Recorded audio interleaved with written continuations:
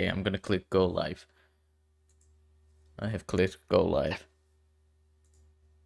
Neb's just gonna stay in the call, so that's cool. For We fuck's should have sake, just Neb. made a separate group so that Neb can't do this. Yeah, but then Jeb would, so at this point it's useless.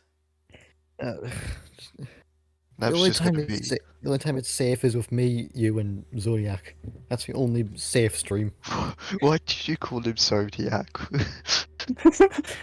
Fucking no one calls me that anymore. What do you mean? Oh, Your sorry, name is Zodiac. Zero Dark Zodiac. Everyone calls you that. Because That ECUM title is shit. Just Zod give me a new Zod one is a then, gay Neb. name. Shut the fuck up. Because Zod is a gay name. Because it means he'll find someone. That okay. Moving on. Hey, we're live. How are you? This is started great. How you doing? Just streaming. No, not streaming. I'm tweeting and thinking the things. Yes, words. Yeah. Okay. That's very We've helpful, got thanks. because we care about the retarded. We got Neb here doing sign language. Yes. That's why he's in the call. You say that, but you're deaf, so it's like kind of a cell phone, you know. Look, you're called fire, so I wouldn't be Kill in yourself. my. I'm doing well. Thanks for asking, Mark. Oh Jesus, I can't just read Neb's messages, but I just do it by instinct. But you know, it's fine. So yeah, how are y'all doing? We are today talking about a bunch of shit because I don't know, we just planned to do a bunch of shit and we kept putting it off. So now is the Nika doing completely unrelated topics, but you know, it'll be fun. So a good question is, what do we want to address first? I guess the soapy shit. Yeah, boy. So Yeah, Jeb, yeah. talk because it's your thing. It's my finger to. Okay. Right. So most of you probably already know this anyway, because you're part of the community. But recently, about a week ago, a document came out regarding someone called Soapy-kun. For those that don't know, he used to be a host of ECUM till we split by mutual consent, and it was on good terms. And then things started falling apart, and so forth. Well, a week ago, we released a doc showing that he has map beliefs, sexual attraction from people ranging, well, children ranging as young as 7. And even exploring fictional pornography at the very least regarding it. We knew about this for about 2 weeks prior, I want to say. And we were discussing how to handle the situation, and Soapy kept basically doing snipes or going, you don't have evidence. And then it got to a boiling point and it got released. So the thing I want to say is, please, for the love of God, don't start abusing him, because it'll cause a shit fest. Don't dox him, don't harass him. But if you want to warn people about him if they interact, be my guest. That's fine. Yeah, basically he's a piece of shit. And in response to it, what he did was DM at least 2 people, saying, me and my therapist concluded I'm not a man, because there's traits in all ages. Fucking up. Traits in all ages that he's attracted to, and he also cited his bipolar and autism. Now that doesn't make sense based on the screenshots we have released, where it's a repeating occurrence, and it's been something he fought for years. So, safe to say that's bullshit. But yeah, Soapy's a map. in light of our streams as such, we're going to keep them up. The reason being is because one, it's not fair on the others who partook, whether they be guests or the hosts. Two, it gives context to other stuff that's happened in ECUM's history. And three, if someone did ask, we can address it in a comment ourselves. Posting the person to my Twitter web document is. It's a very, very deep start, I gotta say. Yeah. And it's quite funny. We've gone straight into map stuff when one of the first questions is, what's your favourite Ratchet and Clank game? I don't think this is what they expected. Yeah, me neither, but what is your favorite Ratchet and Clank game, Jeb? Oh, okay, we'll move to that. Oh, that's a tough one. Oh. It's either Up Your Arsenal or Cracking Time.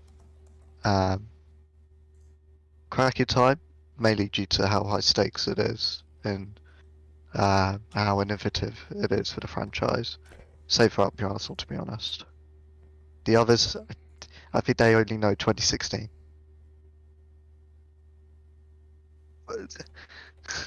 Marcus, I like how Marcus during the map stuff has been putting random shit on the stream. It wasn't random. So the thing is, I have all the past picture nominees. I have a screenshot open on my browser because I'm gonna, put it on screen when we start talking about it.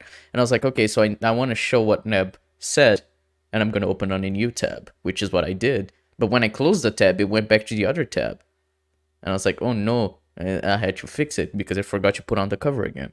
So, that was a thing that happened. Nobody cares. Kill yourself, Neb.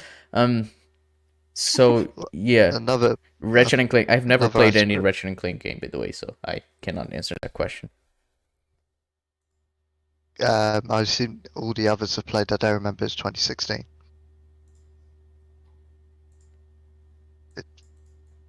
In a Zod, this is your time to answer. You go first. You go first. What? No, I answered my favourite game. I'm talking to Zod. Say Zod.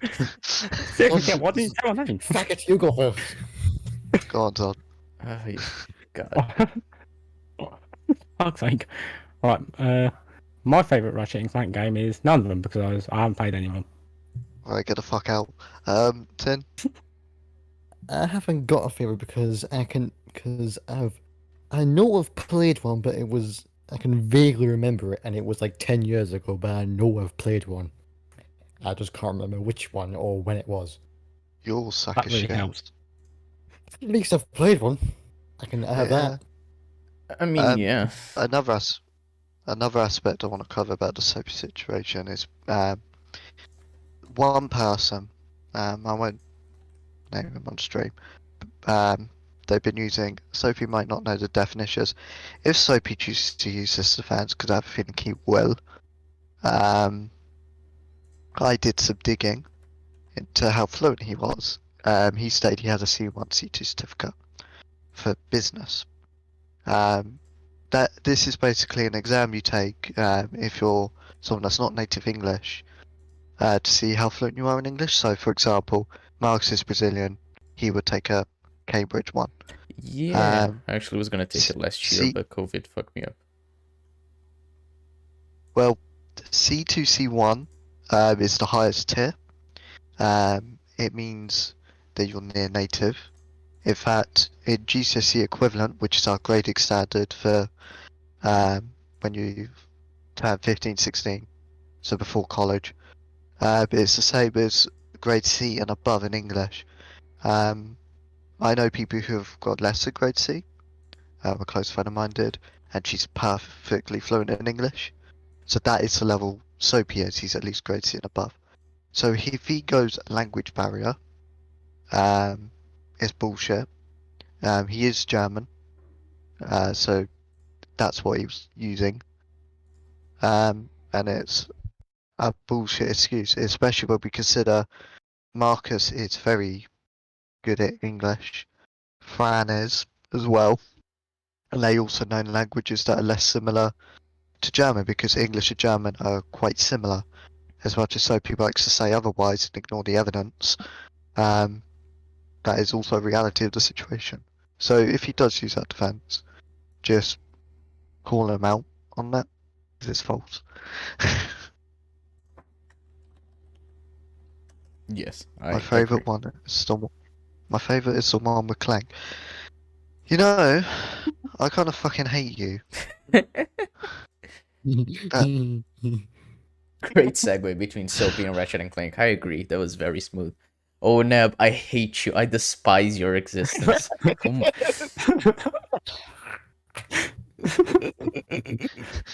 Love the Soapy doc, one of my favorite docs exposed to the past for real. I like to say that. Okay, I'm gonna be real. I did enjoy exposing it because we all spent weeks getting shit from Soapy. We did from others, but it's not their fault. No blame to them. They were told other things, Mm. but Soapy was leading it, and we've dealt with Soapy for months with his horse shit. So to finally be like, yo, here is this, the definitive reason why we all hate him. And since then he's been ousted out of many communities. He's only liking tweets right now, so he isn't ready to come back. Um, it I wouldn't say it feels satisfying. More Cathartic? what's the word? Cathartic to an extent. It's like relieving. Oh, yeah, A for lot sure. of built up resentment, anger. Especially when it got to my partner and he decided to insult her. I was like, yeah, no, that's not on. um, that kind of killed him. So yeah, hopefully he doesn't come back. To be fair, if he does, he'll probably do a new persona.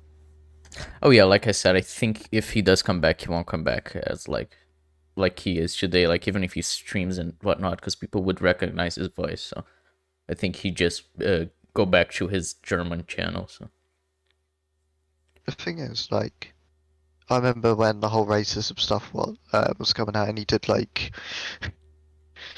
his favorite characters to cover it up, and then ignored blatantly favorite characters, and then people bought into it. I was like, guys, he literally sibs for Max and Chloe. They're not in this list. Do you understand what this means? I'm surprised he did go. Here's all the non-children that I like to prove I'm not a map. Fuck's sake. here are all the women that I find also- hot that aren't underage. Also, for people who aren't aware of map is, because some people just think it's pedophilia. There's 3 categories. You got pedophilia, which is prepubescent, so under 11. Hebophilia, which is 11 to 14, and ephebophilia, which is 15 to 19. A lot of people, ephebophiles, where they're 18, 19, they would do that. Nothing legally wrong with it.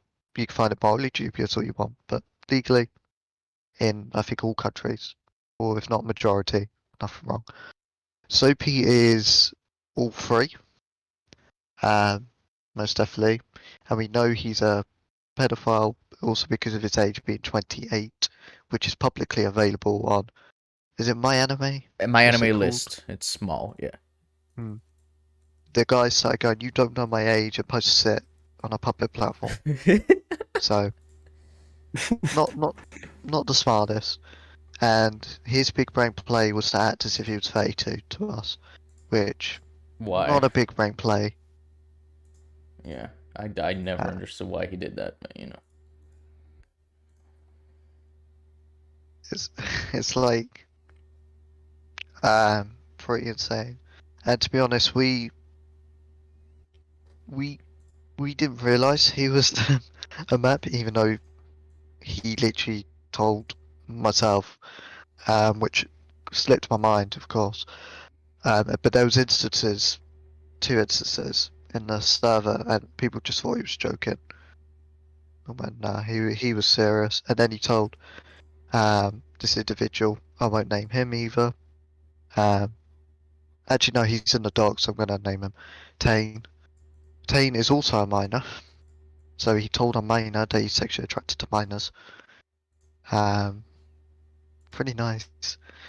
And he did this a month ago now. Yeah, it was a month ago. So it's clearly something he still holds actual feelings for, and he's just trying to deflect it. And to explain why we went public, because some people go, well, why didn't you keep it private, suggest therapy, suggest get help? That's what I did initially. But with Soapy, he made like tweets publicly that he was on a map, pinned it on us, and then kept telling people we're making these allegations time and time again and pushing it. So it's like, well, he's trying to throw us under the bus to protect himself, and it's kind of in a we have no choice scenario. We're either going to be seen as making false accusations around serious subjects, or we reveal private information publicly, and I'm taking the second. Nah, fuck off with your It's profile fine. pictures. Sorry, go on. But I think, does anyone have any closing thoughts with Sophie? Because this is kind of the last I want to mention this fucking prick, aside from like memes. I mean, nah, I don't really have anything to say. It's like, yeah, he's retarded. He admitted to being attracted to minors, which is like, bruh. And like, yeah, we're not associated with him at all when the shit he's done and like being racist as shit and whatnot. We just really don't condone that behavior. So yeah, we do not associate with him at all. Yeah, what he said. Yeah, thanks, Tin. Yeah. That was insightful. Yeah. Okay. So, I'd say my close statement on the Soapy is, Soapy is a vile, narcissistic piece of shit. I firmly believe he's at least subconsciously racist. He's definitely a pedophile, and I hope every single day he has, he thinks of what happened and how he fucked up. And hope he regrets it. I don't ever want him back on the internet. I think he's too much of a piece of shit. He's not just retarded, he's vile. He would insult any one of us just for merely disagree with him, and he did it to my partner, who's been nothing but nice to him. And calling her delusional, unacceptable. He does it to anyone in a debate, and it blames he was stressed. Like, no, I don't give a fuck if you're stressed. A lot of people are stressed in life. See, but he's I've been autistic, stressed so he book- doesn't need to care about Tom. Yeah. Yeah. I mean, I've been personally stressed. My college work and everything, I'm usually stressed. It's kind of course my life. And I work with helping autistic people, and they're usually stressed. They never behave like Soapy. And I'm sorry if under stress you choose to be a racist.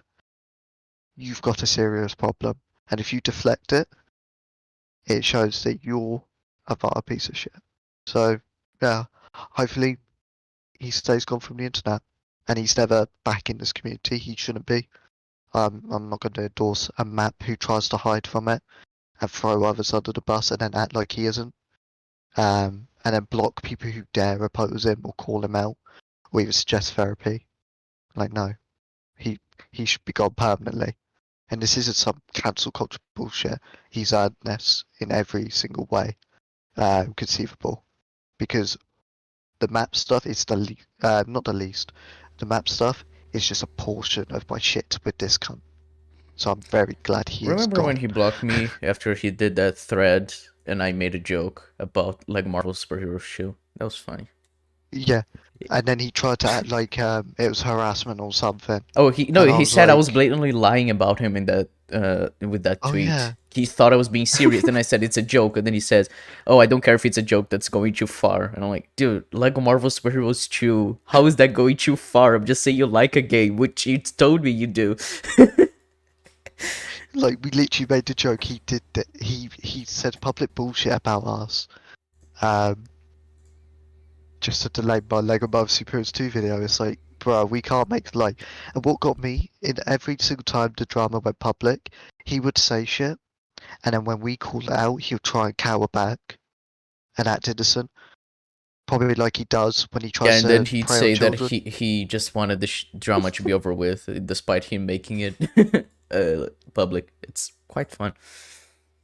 Yeah, like my partner, the amount of times she tried to resolve it privately with him, even with this stuff, she tried to resolve it privately.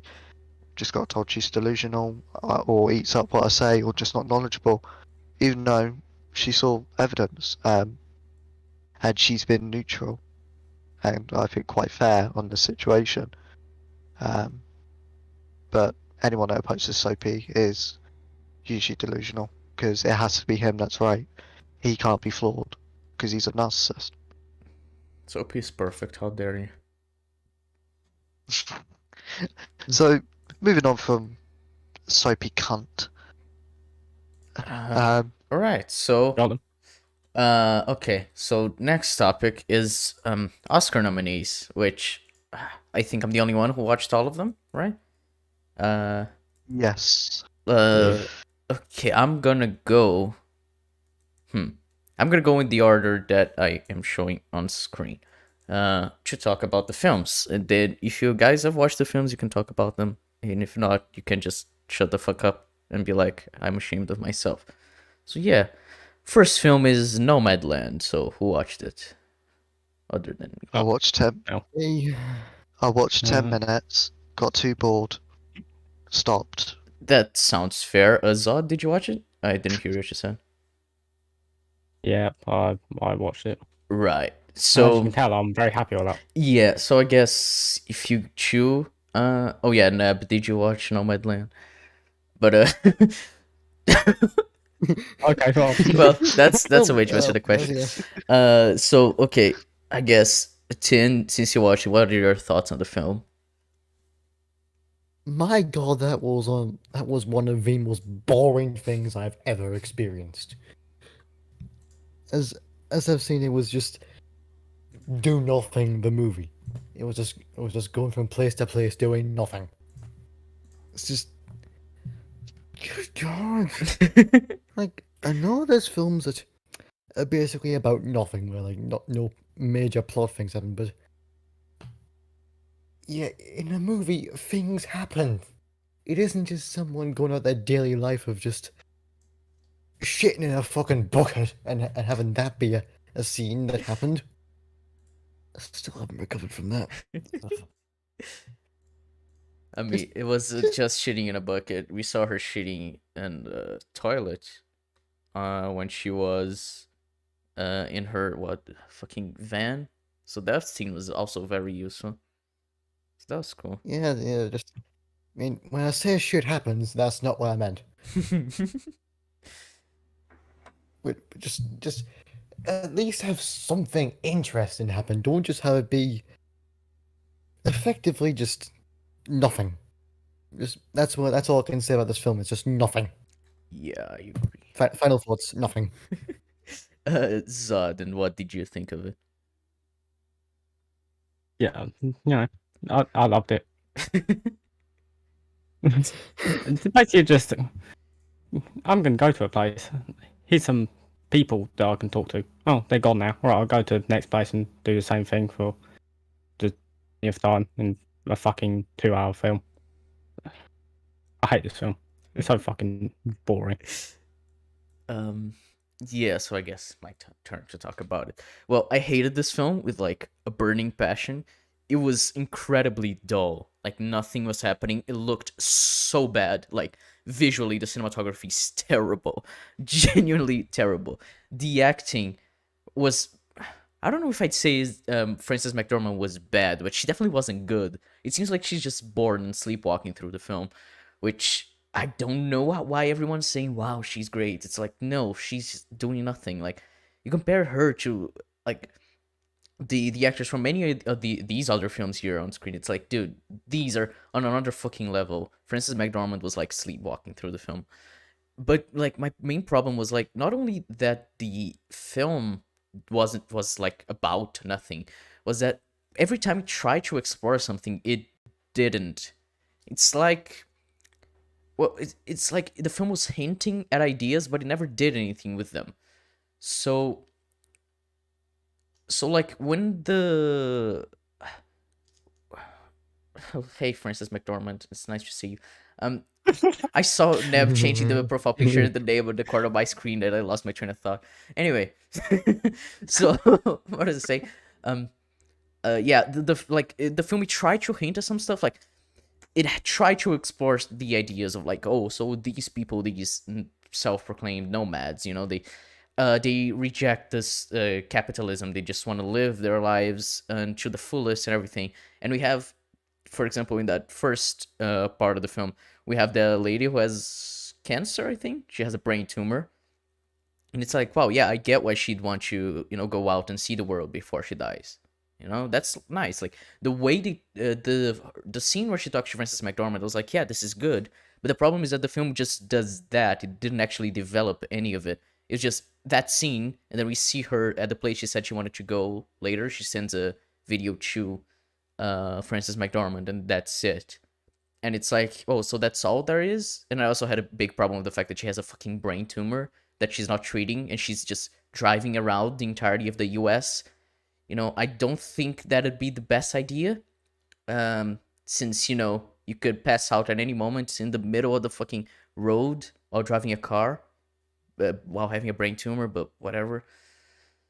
And then we have like that dude who had like a granddaughter, grandson, grandchild. I don't remember. He was like the only character who actually had a bit of character, and it was like again one scene, and then we see him again at the end of the film when Frances McDormand goes to his house and spends like a day there. And it's like it's always hinting at stuff, but it's never actually doing anything with what it's hinting at. It's just introducing these ideas. And like so like when it's a film like this, and all you have to do is have some dialogue that develops the characters, and you have Frances McDormand going, you know, from these different experiences to grow from them. But she doesn't change. Like we know nothing about her until like the last 15 minutes, and like after though, and like at that moment, it's like I don't really care anymore. And not only do I not care, it's just reinforcing the idea that they were talking about in the beginning, where she lost like her husband, I think. And it's like, okay, I know this happened. I know she'd be sad, but you need to explain to me why. It's not like she's running away from the death of her husband or whatever. She's just trying to get past it, get over it. And it's like, yeah, this is an idea, but you don't do anything with it other than it being an idea, which sounds very like Jordan Peele. And it's like, what else was I gonna say? Fuck, I forgot the last thing I was gonna say. Shit. Fuck, I'm retarded. No, basically that. It's like the film, it only tries ideas, but it doesn't actually develop anything. Oh yeah, I remember. So I was gonna compare to Blind Manor. So in Blind Manor we have Danny. She's running away from something. We see that from her first scene. She calls her mother and says that she'd be staying in England for a bit longer. And she says, no, I'm not running away, which implies that her mother is saying that she's running away from something. And it's like, okay, so this is interesting. This is hinting at the idea that she's running away from something, and the rest of the entire season deals with what she's running away from and why she's running away. Or not Frances McDormand, Nomadland. It's just like, yes, she's running away from this thing that happened to her, and all we get any further is that yes, that thing did actually happen. So it's like completely pointless. It's a film that is being praised, and I really don't know why, because there's nothing about it that is even remotely like above a 5 out of 10. Which the best thing is Frances McDormand's acting. So it's like it's a really shitty film, and I don't blame Jeb for not watching it. It's garbage.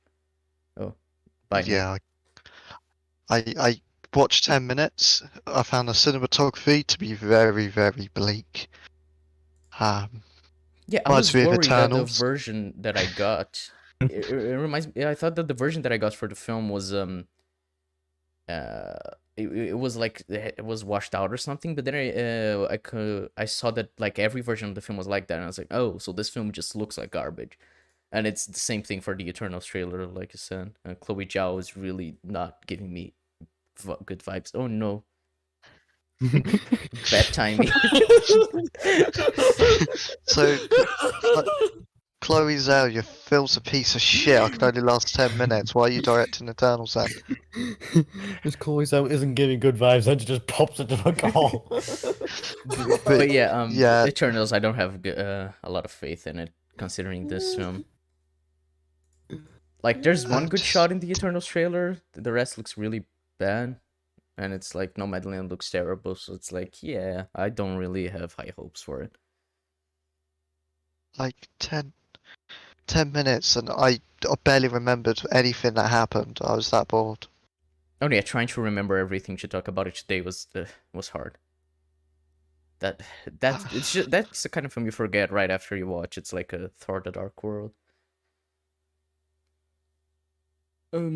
So we ready to move on to the next film, I guess? I mean, yeah. All right. Yeah. The next film is The Father, which I think everyone here watched, right? Yes. Oh, I did. 10. 10. 10? Okay, that's. Well, 10 died. I That's forgot cool. something. Okay, Jeb, what do you think of The Father? So I've said about it on Twitter, but as far as films go, it's one of my favourites in a long, long time. I find it better than The Lighthouse, to put it in perspective. Damn. The way it captures a very troubling topic, a very distressing one, around someone losing their individuality, their memories, what they make them, and you're kind of seeing what is a sacred place slowly crumble down and go down a spiral of what seems like madness. From the cinematography ever changing, to seeing things disappear, to the structure of the film, not even structure of film repeating at points where people may think it's disjointed, but in terms of consistency, it makes complete sense. Things feel out of order because that's how the memories are coming. They're not fully fitting together based on the topic. The writing is stellar. A lot of subtlety behind it, a lot of layers. Dare I get into the acting? Olivia Colman, every scene she's in, she captivates you, really capturing an individual who's seeing her parent lose themselves, reaching that final moment. And then Anthony Hopkins, I'd say in his top 3 performances. Yes, it's definitely up there. Every single scene, he captured everything around Alzheimer's dementia. The way he suddenly snapped, or got cheery, or thought things were missing, and then to the emotional moments throughout, especially the end where he just breaks down, trying to accept the reality that is he's slowly losing all his memories, and now he's just left as if he was a child again. A perfect tragedy, I'd say. Yeah. 10, did you watch it? I thought that Main Mutant was my answer.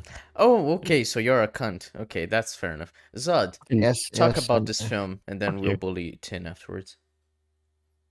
Oh god. What the fuck can I say that Jeb hasn't? I mean, if you Yeah, do basically want to say everything he it, said. yeah, that's fair enough. All right. Yeah, it's just stellar all the way through, basically. Yeah. Nothing I can add. Yeah, I do want to add some stuff. So like we were talking about Nomadland with how like it looks very bland and dull, and it's when you have something like The Father, like it's a film that is tackling a way deeper and a more psychological topic. Like it's a topic that could be viewed with a very bleak way, where it's it's someone losing their sense of identity and their sense of oneness and losing their memories, and it's but the film still looks in a way that is just like the cinematography, the way it's shot, the color grading, it all adds to the experience of like you see this place, this house he lives in, and it's very purposeful every way that it's shot. The colors being vibrant, so you can notice the differences the more as time moves on, and you see that his memories aren't reliable, and it's like night and day with how those two films approach that, and I just thought it was interesting to talk about it. But yeah, one thing that I was saying about the subtleties in Anthony Hopkins' performance, it's like I noticed a lot of it because of how personal the film kind of is to me, because my grandma, she doesn't actually have like Alzheimer's or dementia, but she's had episodes where she's lost her memory, and due to I think it was like depression issue, like forgets to take her meds and something like that, and it's like she just loses her memory. There was a once she didn't remember that my grandfather died, and it was like very it's like very hard to deal with it, to like see someone and like they don't really know who you are. That was like until that was something that happened. She didn't remember who I was, and it's like seeing that in the film portrayed so well by Anthony Hopkins is fantastic. And funnily enough, Minari is also a film that I'll talk about how it reminds me of my experiences with something like that. But it's a film that really captures what it's trying to put forth, the idea of, when you lose your memories, you kind of lose your identity when your brain starts to deteriorate, and it's hard to see even from, that's why they focus quite a bit on Olivia Colman's character, because it's not only hard for Anthony but also for what's Anne, it's his daughter's name. It's like for the people around him, it's hard to deal with, and for himself. And there are people that don't understand how it works, don't understand what it is. And it's a really interesting topic that I don't think I've seen addressed in such a masterful way before. And for directorial debut, that's a fucking fantastic film. And I'm pretty sure it was adapted from the play from the same dude who directed it. But yeah, it's phenomenal. And I don't know if I'd say it's the best, only because Minari is a thing, but I loved it a lot. It was a fantastic film. And Tin deserves to be lynched for not watching it. Also, I'm posting on chat the link to Mahler's video on this film that he released today, because it's a fantastic video. What I loved as well was the close-in shot with the trees and the leaves blowing to indicate the memories are slowly going away. Yeah, that was phenomenal. Like I said, the cinematography feels very purposeful. Every shot, every frame, the way it's shot, it's to help to tell the story, which is great. Oh, and Neb, you have a GIF profile picture, because for each work I have to be clicked on Discord, which I can't do. So yeah, it won't work as a GIF. So get fucked. But yeah, anything else to talk about The Father, or are we ready to move on to the next one?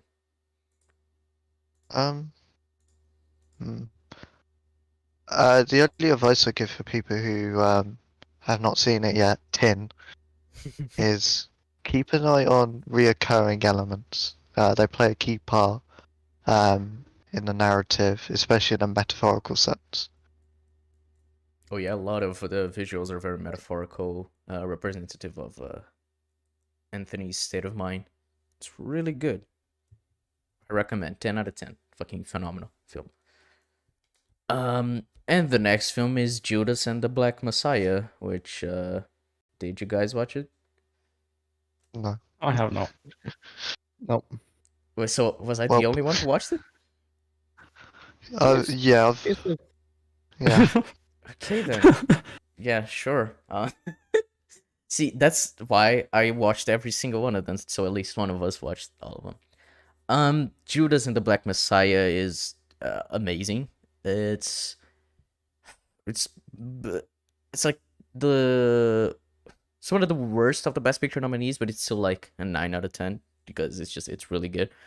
Um, it had it tells the story about it tells a story about the Black Panthers and how they had to deal with the racism, and like it's a real story, how they had to deal with the racism, how like how sometimes they went too far, but the police also went too far with going after them, and it's like blurring the line of what constitutes as being like a good fight or not, and it like for activism.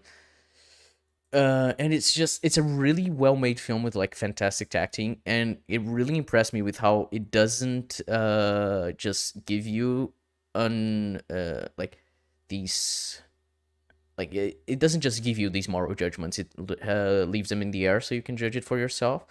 And like, yeah, you can see definitely the police is fucking was just killing the Black Panthers just for them being the Black Panthers.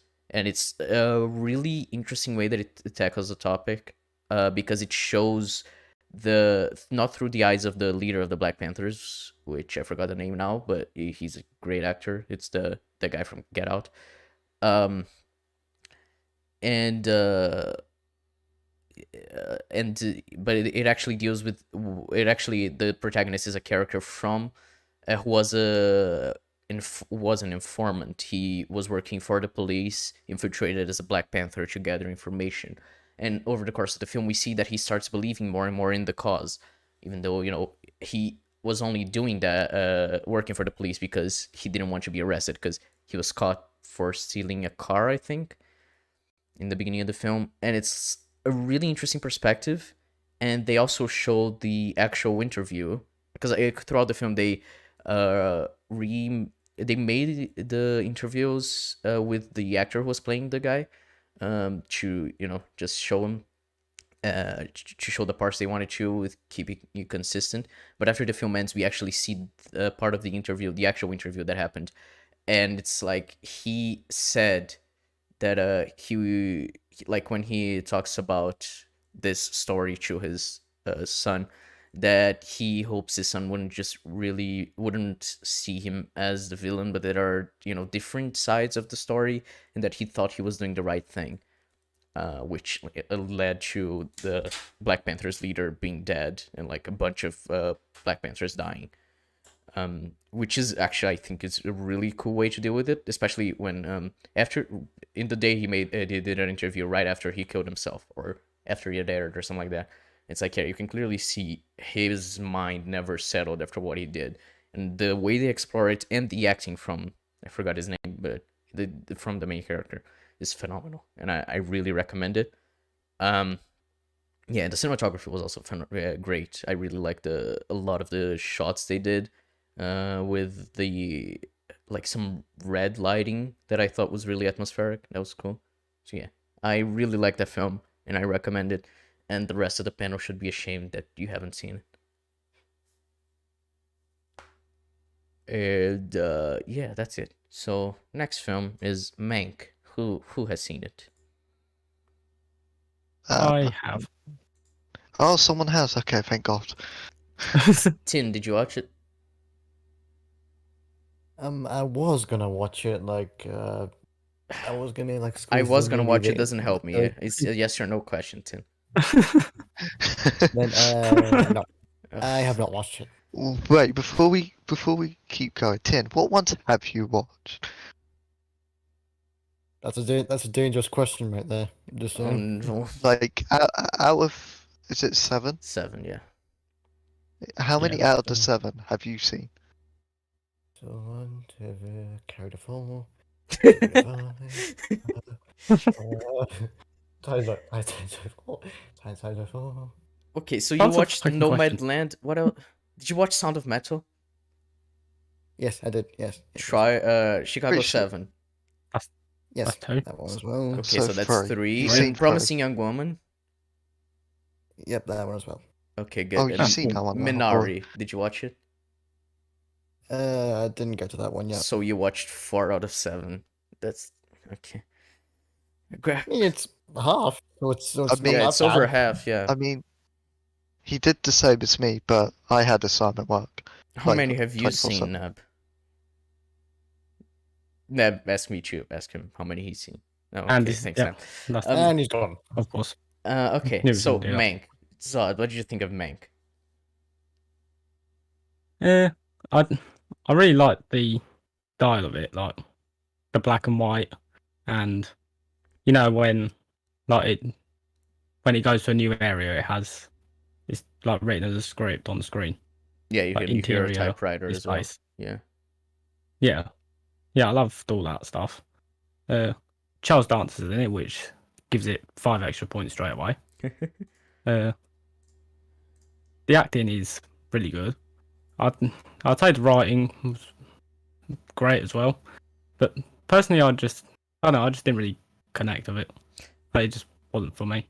Yeah, I can definitely see that. It's the film is quite strange because like I thought it was fascinating to watch, but I can definitely see someone just completely not caring about it because it's the story about the writer for Citizen Kane, and it's like there's not a single character in the film who is a good person, like unequivocally, even Mank himself, and like I thought it was just fascinating how the process of writing the film came to be, and how like those big corporations, how they worked back then to writing films, but Mank was just given this job to write this one simple film, and he ended up writing the masterpiece that Citizen Kane is, which I think is really cool, and Gary Oldman was fantastic in it.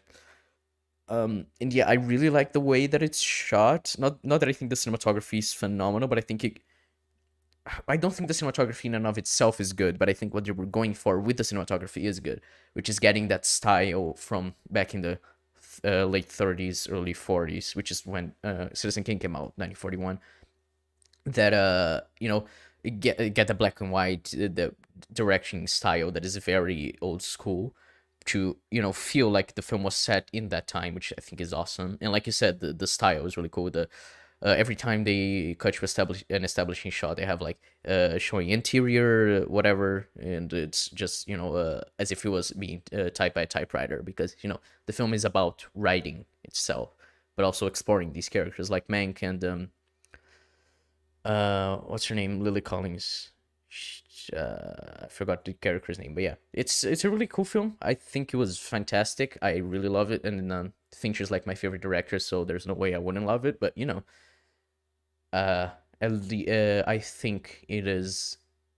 Yeah, I think it's phenomenal. I really recommend it, but it's not for everyone, definitely, because it's a really slow film that doesn't really have anything happening to it. Like, it's a really personal film, and I get why. Like, even if the film wasn't good, I was just gonna be happy for Fincher making it, because the screenplay was written by Fincher's father, and it's a very personal story for Fincher's father. So it's like, yeah, this is a passion project for David Fincher, not really like just him trying to make a new film, tell a new story. It's not like Gone Girl or Seven or whatever.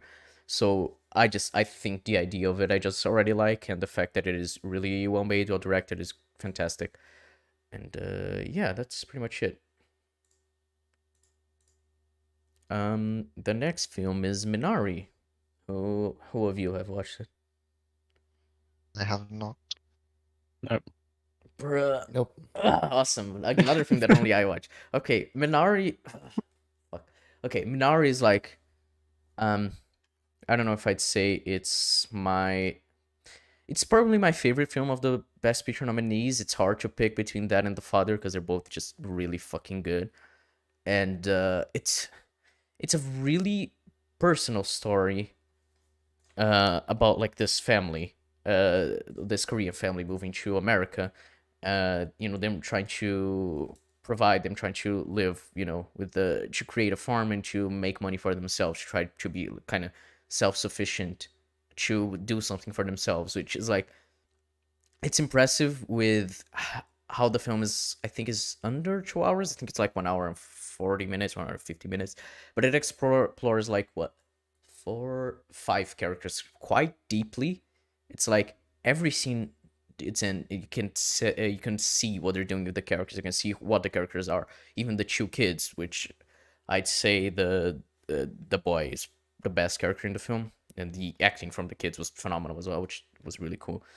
And it's really amazing how well they explore their concepts, and I think the way the grandmother was introduced into the film and what they did with her is great. Because shit, I'm gonna have to spoil the film, so you three just fuck off.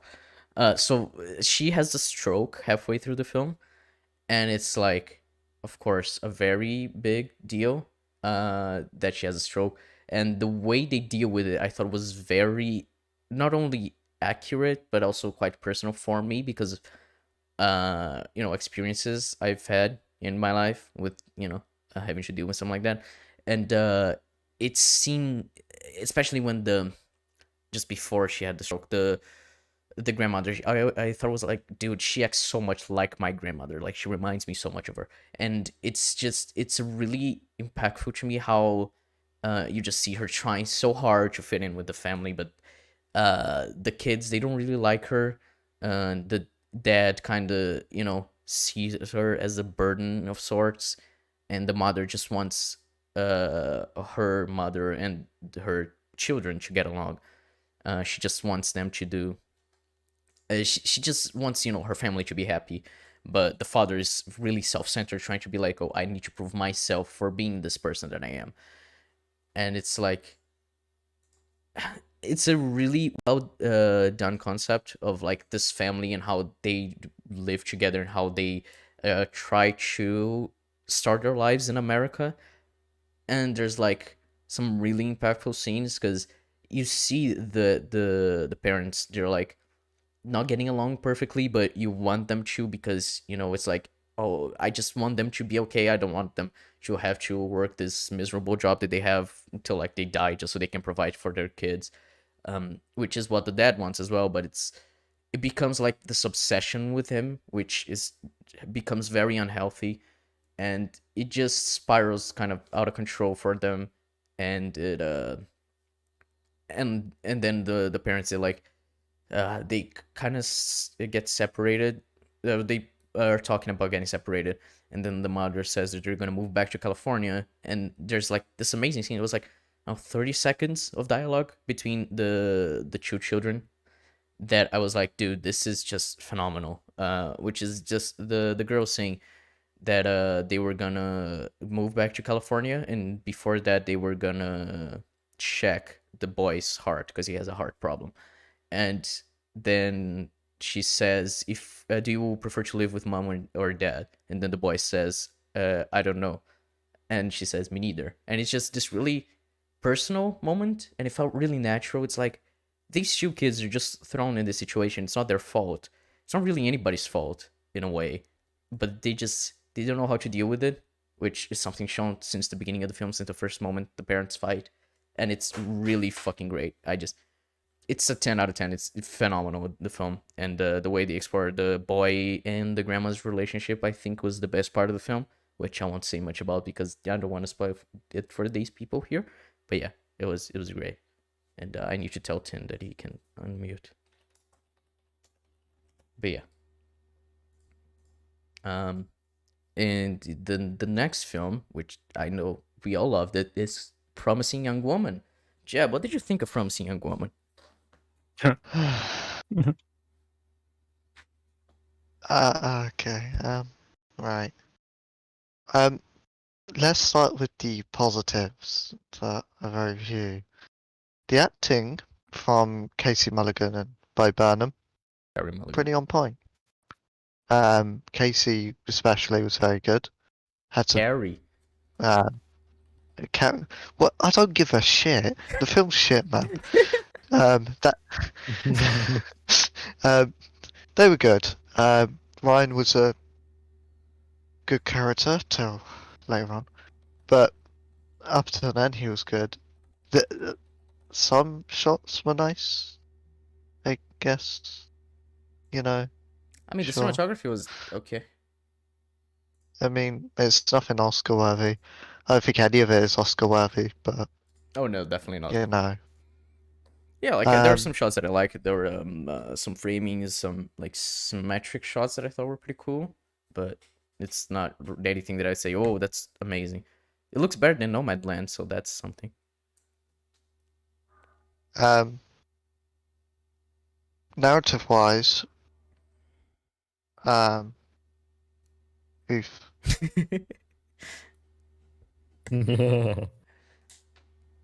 Are you gonna elaborate, or do you wanna wait till everyone said their piece? Because there's a lot to talk about with the Um, writing for that film. I'll let everyone else say their like initial views, and then we'll get to narrative. Right. Tin, you watched it, right? Yes, I did. So what did you think? Well, when I first saw it, I, I was sort of a bit. Looking back, I realized I was sort of a bit uncomfortable for a lot of it because, like, I don't know, it just sort of rubbed me the wrong way, like, just throughout all of it. Like, it just. The only, like, major thing I can remember is how shocked I was when I remembered Bo Burnham is in it. That's. But the film itself, it's just. The way I described it back then was very what the fucky. And I still sort of stand by that, but not so what the fucky in the what the fuck more in the depressing sort of what the fuck. Just what the fuck. That's a way to So yeah, describe. that's my thought. It went from what the fuck to what the fuck. Right. I can definitely see the difference, yes. Zod, did you watch it? I did not, and I apparently that's a good thing. So Yeah, no, you shouldn't. I'm not ashamed of that. Yeah, this is the only one. No, not the only one, because Nomadland was garbage as well. But yeah, this is this and Nomadland are the only ones. There's like, if you don't watch it, good on you. You should be ashamed for watching it. Yeah, I watched it last night, and I thought it was so garbage that I told Jeb that he had to watch it before because I needed to discuss it with him today. The way the film, it tries to deal with the concept that it is definitely not prepared to deal with. The film thinks it's way smarter than it is, and the way characterizes its characters, especially the main character Carey Mulligan, is fucking retarded, which we'll get into it. And I was really perplexed by how binarily it addressed everything in the film, instead of like, because it's a topic that requires nuance, you know.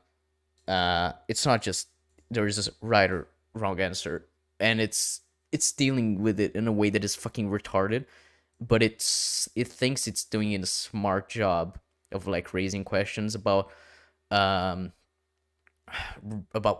rape and sexual assault, when it's actually just doing the opposite. I'd say it's causing more harm than good, though most people praise the film for just simply talking about this aspect, even though there are multiple films that do talk about sexual assault and everything, like The Assistant, which are actually good films. So like, I don't see why they I don't understand why this film is getting so praised. It just feels a lot like the aspect of creating this girl boss thing with sexual assault is really, it's getting prevalent in a lot of media, which I don't get. It's like, you should treat it way more seriously than you do with something like this. And if you want to treat it less seriously, at least do it in a way that makes sense. And I thought that's kind of what they were gonna do with the film, that they were gonna make the main character, what she does, be like, oh, she's kind of like a female Punisher, and we kind of see that her methods of doing shit is just going way too far. But it's actually like the opposite. She does nothing. She's a useless fucking character, which, yeah. And we also have the fact that nothing in the story makes sense. But like Jeb said, Bo Burnham and Carey Mulligan were good actors, and there's like a mid portion of the film where they're both dating, which I was like, yeah, no, this is good if it was like on its own, because the film feels like it had three directors to tell three different stories and they just mashed it together. because like the Bo and Carrie Mulligan part was genuinely just like, yeah, this is really good. It doesn't fit with the film at all because I hate this character. But if this was like just the scenes of Bo and Carrie Mulligan together, I'd be like, yeah, no, this is good. This is a interesting character and relationship development and good acting from both of them. Which yeah, Bo and Carrie Mulligan have great chemistry. But yeah, the film kind of butchers that in the end when a character assassinates Bo, so that's cool. But you know, Jeb, what do you want to say about the film? About the So writing? we're going to get a bit heavy here. Um, as a victim of their stuff myself, uh, it felt insulting. Um, really, it did. What I felt it tried to do with archetypes, at least, is it went on these so many differing extremes. So, for example, Nina's the one that's killed killed herself. Did Yeah, she she kill killed herself. herself? Yeah, Was that? Yeah, I don't know I if thought she they did. make it explicit, but I think she killed herself. Yeah. Yeah, I think it's very implicit. But yeah, she kills herself due to trauma. Kate is the main character's name Casey? Steffi Casey, isn't it? It's Cassie because her name is Cassandra. Cassie. Cassie. Cassie's the one that's mentally broken down. Ryan is the guy that seems innocent but knows deep secrets to protect his friends. Yes, Um, Ryan is a fantastic guy until the film decides that he's no longer a good person for some reason. yeah. Joe's the guy that is basically a yes man and will like try and underplay the situation.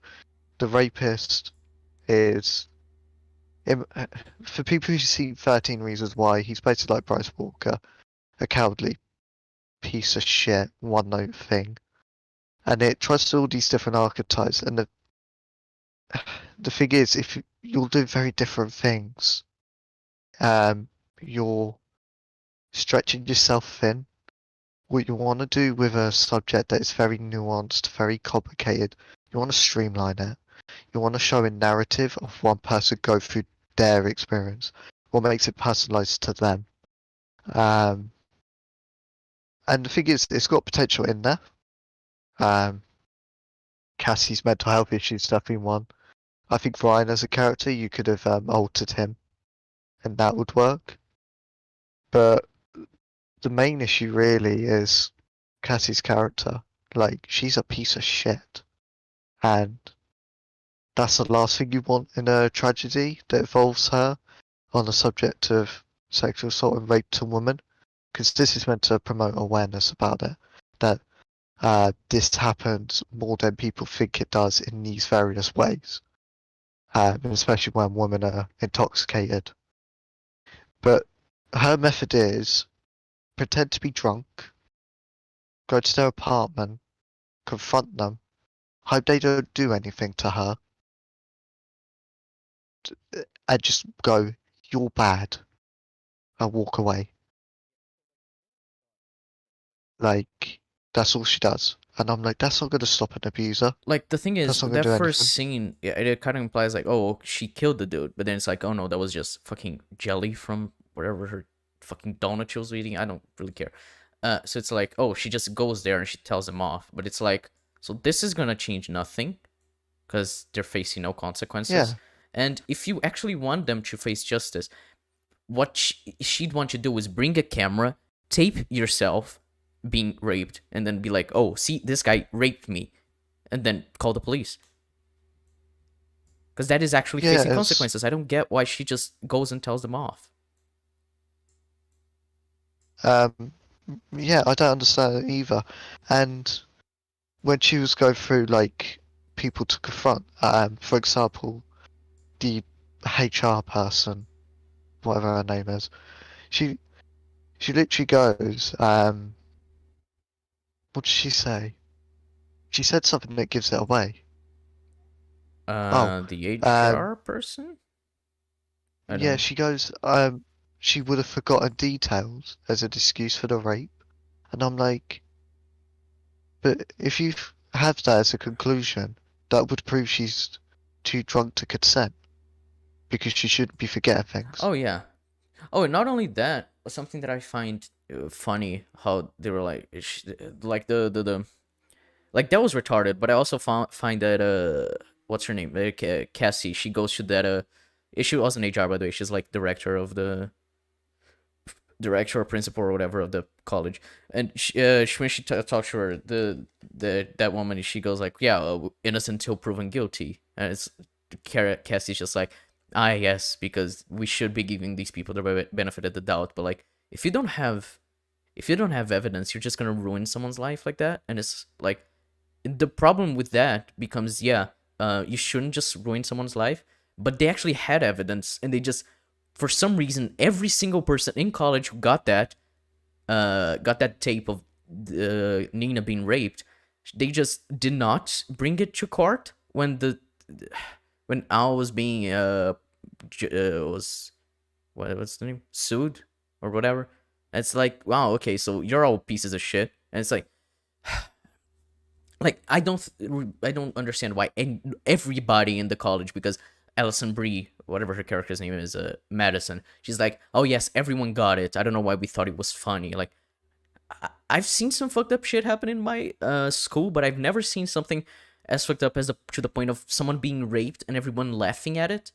It's like, that's the kind of shit that Life is Strange does, which you'll see, Jeb. You're gonna love that so much. Oh no. And it's like, that's the kind of thing that Life is Strange does, and it's like, it doesn't really make sense. You need to be more nuanced than that.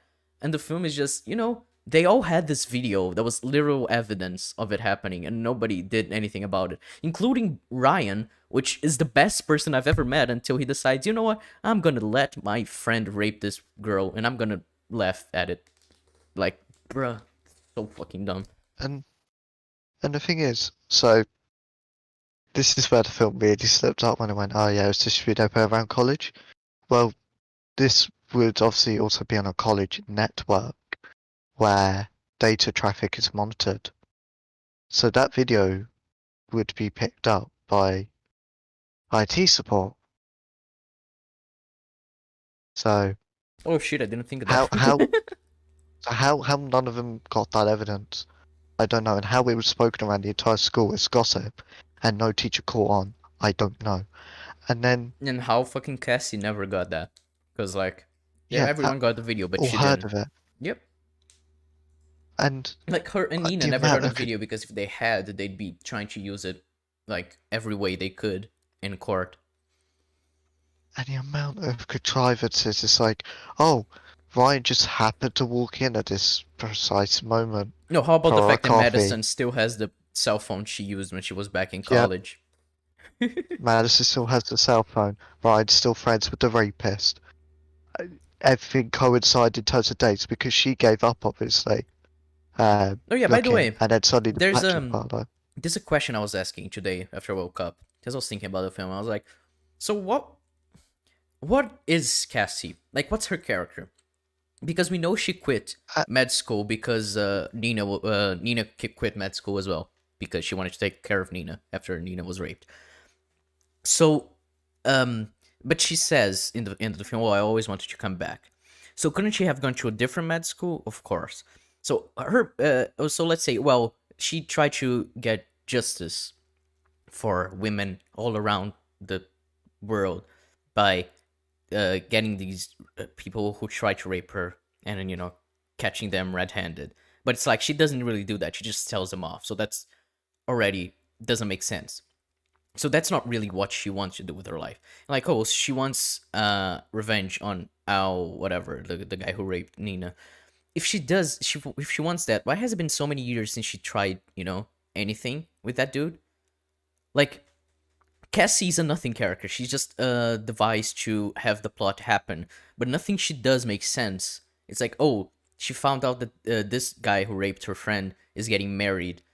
But she never tried to do anything to him before, but now she wants to. And if she never tried to do anything before, why has she not gone back to med school? And you can't say she's trying to get justice for women by, catching those rapists when she doesn't really do anything. So it's just a series of, what is she?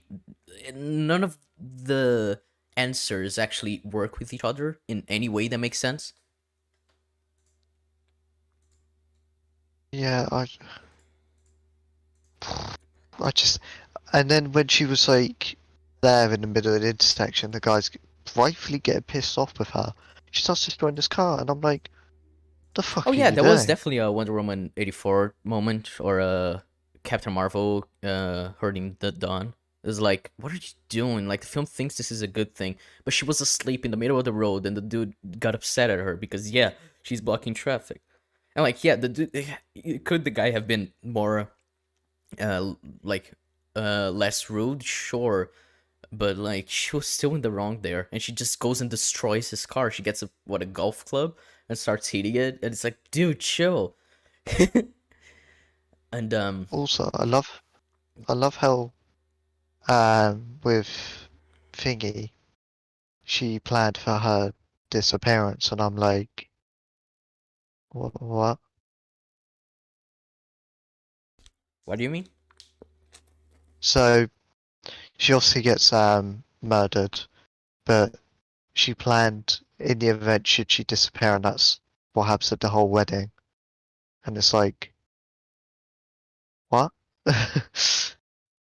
How? Can I just okay? So you brought that up. I was waiting for either you to bring that up, or we finish talking about the rest, because there's some stuff I want to talk about that lasts 20 minutes.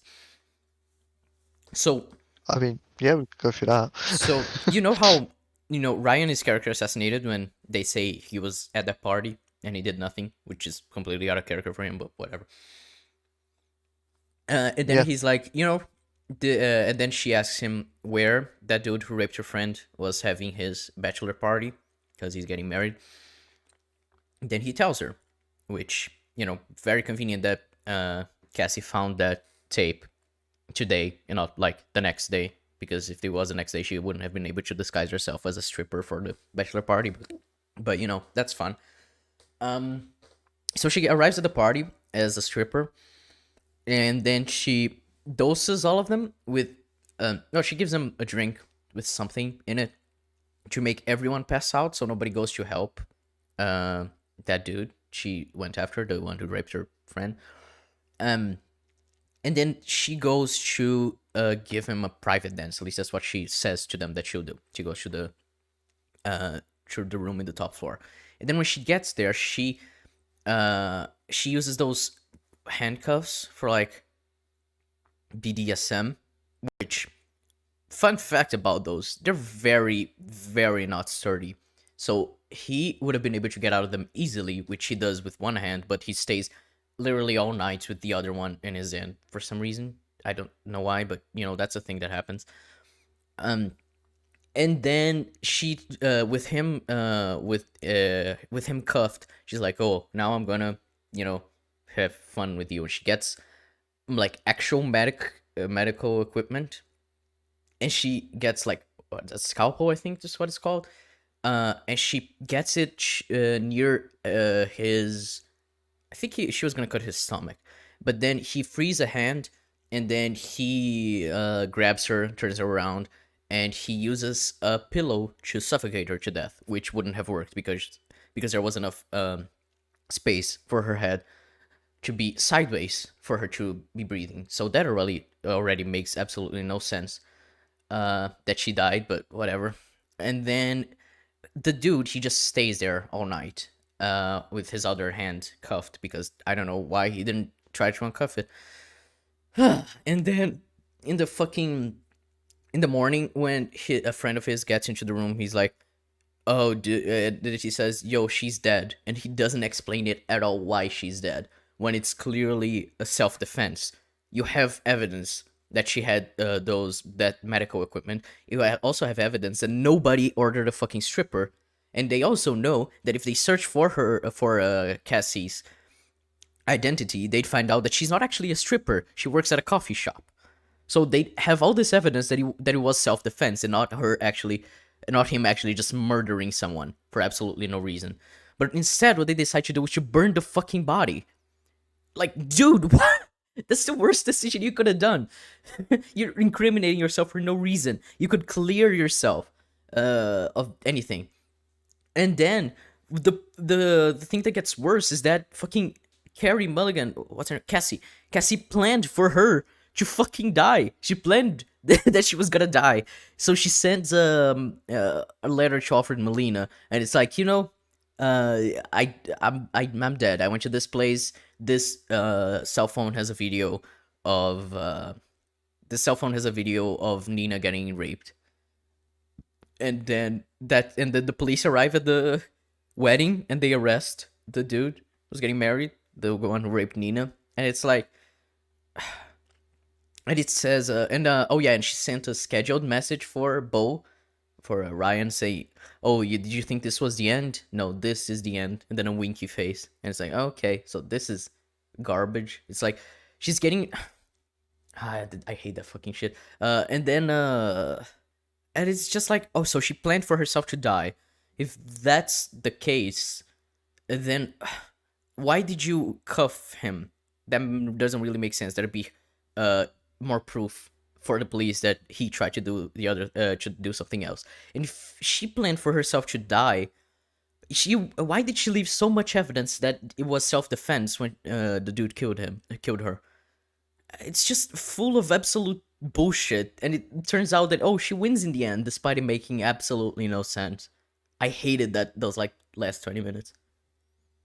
You wanna know something else that was funny about that? So they burn her. They keep the necklace on her. Oh yeah, they didn't take the necklace. I remember when I saw the necklace on the pile of ash, I was like, dude, you're kidding, right? They didn't take that. I was like, great job, guys. And yeah, the amount of times there was like an unbelievable contrivance. It was like, oh, of course, yes, yeah, that totally happened. Yeah. It's fucking Like- bullshit. I hated it. Like the pivotal driving point of the film, which was when Ryan was introduced, it was like contrivance that he went at this exact moment on her shift, gets the coffee, they flirt. What would have been nice, Oh and yeah, that's what I remember would when have she done with spits in Ryan. his coffee and he drinks the Yeah. coffee? That was weird. I didn't like that. I would have liked if Well, if we Ryan- didn't see anything about Cassie before, if that was the first scene in the film, I'd say that scene is alright, because it says a lot about their characters. But when it's like, oh, I know why Cassie's doing this, because she's a piece of shit. yeah, to avoid the character assassination of Ryan, I would have had him not involved in that tape, and when he realizes he wants to help Cassie, but do it the right way, not do it her way. Mm-hmm. Exactly, yeah. To show that Cassie's way of doing shit is retarded, which I thought the film was trying to go for it at some points, but then the film always walked back on it. She would be like, oh no, Cassie's great, actually. So that was fun. Also, like when she got caught with the guy because she was going to trap him, Mhm. she never bothers explaining why, and I'm like, you could trust him. He seems good. Why aren't you telling him? Oh yeah, she just decides not to tell Ryan why she was with that dude. And then Ryan still gives her a second chance because he's just incredibly altruistic for some reason. Except in the moment there's where the- he sees a friend raping a woman, because that's crossing a line for him, I guess. That's fine for him. Like, Jesus fuck. I thought when it was shown he was there, I thought they were going to go the whole he was drunk, and he obviously Yeah, has no memory I of thought that. he was drunk and he wouldn't remember that, which also would have helped with the scene. Not entirely, but Instead, Oh yeah, he and all he went, says is like, "Oh, we were kids." Like, yeah, thanks. yeah, I'm like, and then he calls her like a bitch or something, and she's like walking out. I'm like, what? Why have you just snapped? Like, Yeah, to a new they just character. decided to completely character assassinate Ryan when it's like Bo was the best part of the film, so that was awesome. I just can't believe how shit that film was and how unfocused it was, and it compare this to The Father, both dealing with very traumatic experiences that take a mental toll. It's night and day. It's And to do it about rape as well and get it wrong, abhorrently wrong, that's it, right? You know, something that deals with, sexual assault that does it well. It's Legion. Yes, yes, it actually does. Yeah, like I'm not joking. Like, yeah, I'm mentioning Legion, but yeah, it actually deals with it really well. Which I just some people don't think so, but whatever. But yeah, and I know a lot, and to be honest, I'd say so. A lot will probably go. This was SJW. Um, I I won't say it is. Um, I'd say I had moments where you could see where it's coming from in that. yeah, like the fact that it's Um, just girl bossing a sexual assault is very SJW, but it's like I don't know if I'd say the film itself is. I think the film is just oblivious to what real life is. And then when you look at people that actually they were involved with making this film, like the producers, when the opening credits started, it was just like, oh no, Margot Robbie produced this. And it's like yeah, I support the idea of you doing something like this, but this film is not the way to do it. as I saw Robbie do it, I was like, this is going to be a zany film, and I was like, well, I was alright. Mhm. I just, it's the worst one out of the ones I've seen by a country mile. Oh yeah, It, it's easily the worst it's, Best Picture nominee. I put it at a 2 out of 10. I gave it a 3 yesterday after what you mentioned about the college network. Yeah, that's definitely a 2 out of 10. I'm just like, yay. I just can't believe it. And the thing is, so I don't buy, because they said they obviously had bruises and that on her. I don't Yeah, that buy was also a thing that, that like fucked everything. If she has bruises, that already proves a lot of shit, and it's like you and can just ignore it. they're, they're in a med school, of all places. Like, this isn't a random elementary school. These are people that specialize in medical science. So they would be able to differentiate whether it's self-bruising or inflicted. Inflicted is enough evidence to cause a lot of concern. And the film tries to play it off as if she forgot stuff or she regrets having sex with him. But the bruises would Mm. indicate that there's something sinister there, especially on how much force would need to be applied to the type of bruising. So he should have been jailed, which means the film shouldn't happen. Yeah. So yeah, So yeah, that shit, film is garbage. Yeah. shit film. Yeah, it's not only that the plot makes no sense and the characterization is bad, it's also that thematically butchers itself. So yeah, pretty much a Chibnall episode of Doctor Who. Yeah. Um, so we ready to talk about the next film then? E. So it's Sound of Metal, which I think everyone watched, right? Yes. Yep, yeah. All right, Jeb, what did you think of Sound of Metal? Oh, you're picking the deaf person, are you? Of course I am. I wonder why. I wonder why for this one. Yes, because Um, deaf people deserve to be dead. I mean, what? I'm gonna tell the stream what you're going to do. Marcus is gonna pee. He Yeah. already has. So, out of all these, I'd say this is the one that I'd probably going into it had the most personal attachment to, because for people that somehow don't know, I'm retarded by being hard of hearing in both ears. And this film's all about a metal drummer who had sudden hearing loss, severe hearing loss that was deteriorating if he continued drumming. So he had to go to this, it's like a church counselling for deaf people, learn sign language, learn lip reading, learn various ways to communicate, how to accept oneself as being deaf. Because he started getting violent, having breakdowns, and so forth. and then during the film he tries his best to get cochlear surgery, which is where they put an implant on the side of your heads, and they go into the inner ear, I believe. And they're meant to help your hearing, but it doesn't work for him. He gets kicked out of church because he's not accepting himself, and it ends with silence. Overall, the film's excellent. I can't remember the actor's name. Forgive me. Riz Ahmed. He's a man. That's it. Yeah.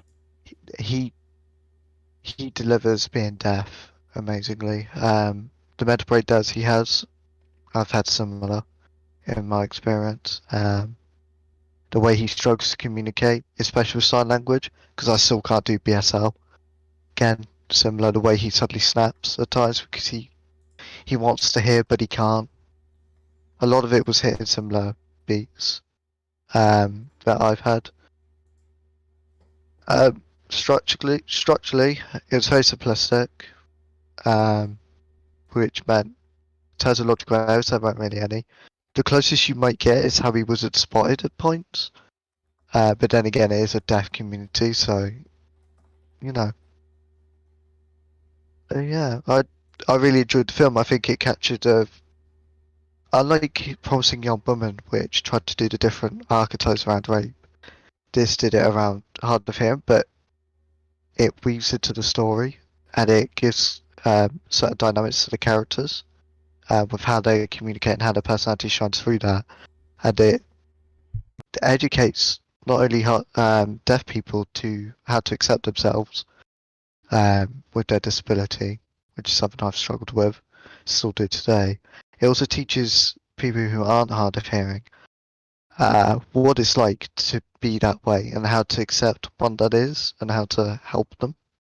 So yeah, I think it might be my second favourite subjectively because of that.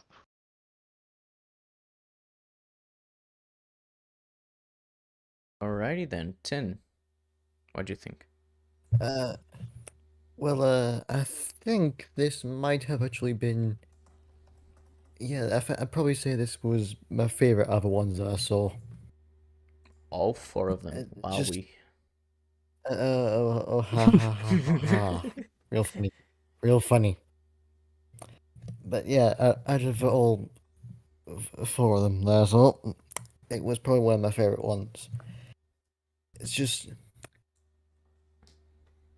the sort of the simple journey that he goes on, just which is just trying to accept that he's deaf, and that at the end it ends with him trying to basically fix it, but he just sits in it and enjoys the silence as he was told to do. That was probably one of the most powerful endings I've really seen in a while. Yeah, and It it's just stuck also with a me. really personal ending. It's not like Yeah, like it's all about his experience of the world and how he's changed since the beginning of the film. Yeah. And it's Yeah, like, like at the- very introspective. Yeah. yeah, like at the beginning he was like prepping for like a metal concert, and at the end he's just sat on a bench, just enjoying the silence and just enjoying life how it is now. Yeah, and capturing everything he can is- like visually. It's a really cool final scene. I really like it.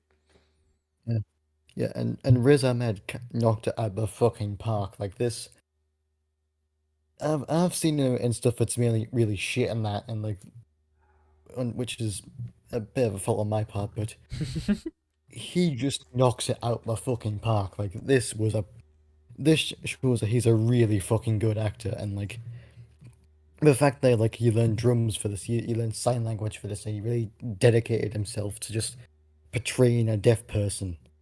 That just it's just he's just a fucking good actor, and he did a fucking good job at this.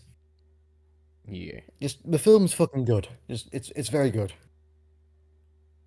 I agree. Zod, what did you think of the film? Well, yeah, it was excellent, basically.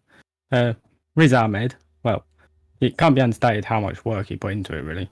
Like 8 months straight of sign language learning to play the drums, like physical sort of training, acting lessons. Yeah, he put so much effort into it. It just, well, you have to praise it, really. That's the obvious.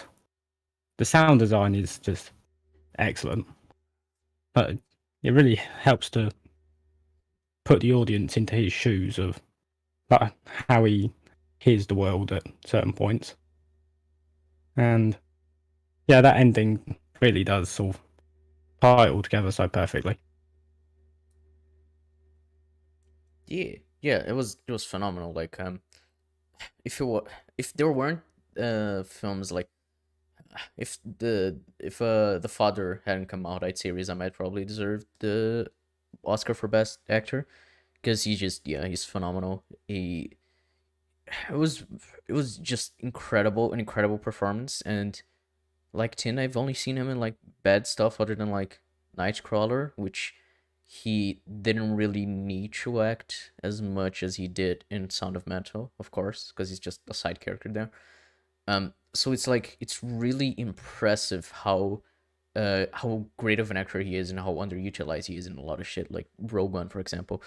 And it was a phenomenal film, like all around. I thought the story was very meaningful. Like even if you don't even if you don't or if you even if you aren't deaf, but like the idea that the film tries to pass of like you accepting yourself for who you are, like that's something that that leader guy for the camp, I don't know, well, how it's called, it's been a while since I watched the film.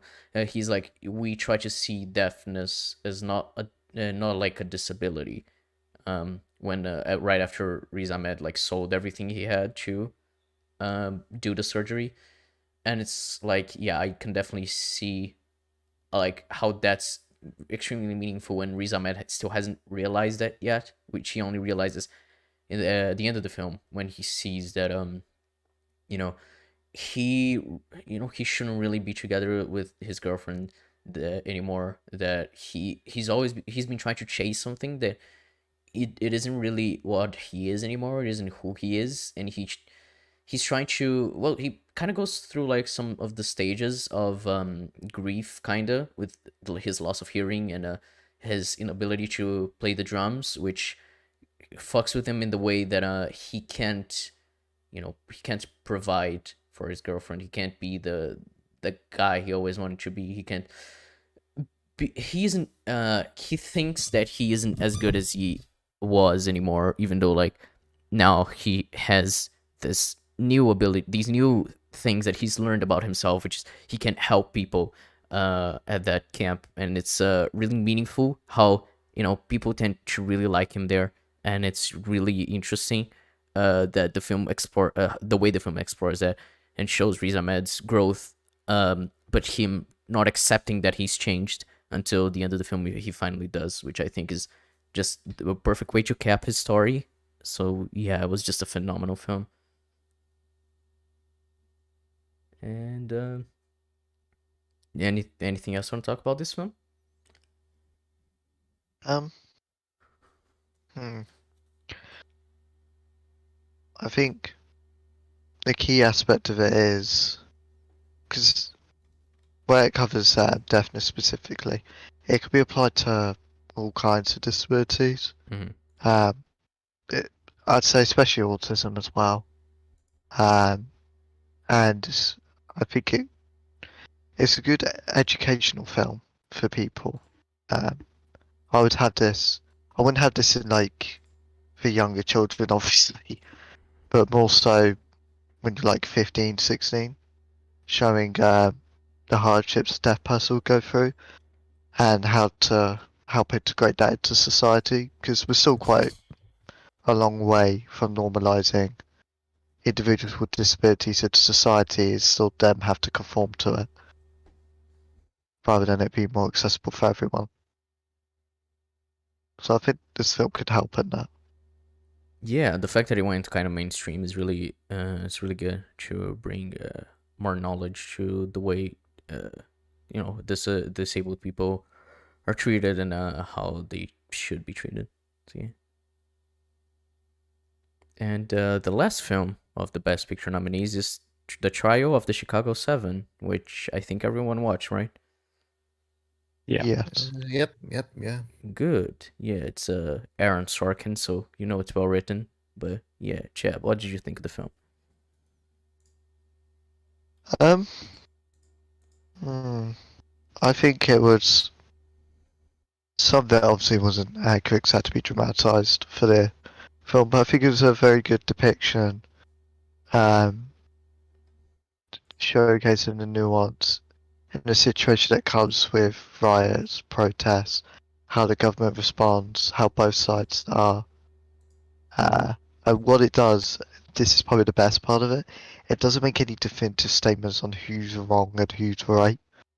It leaves a lot of it as you interpret it. So, depending where you are on the spectrum in terms of libertarian, authoritarian, left, right, will depend on what you conclude from it. And there isn't really a quote unquote wrong or right answer unless you go an extreme.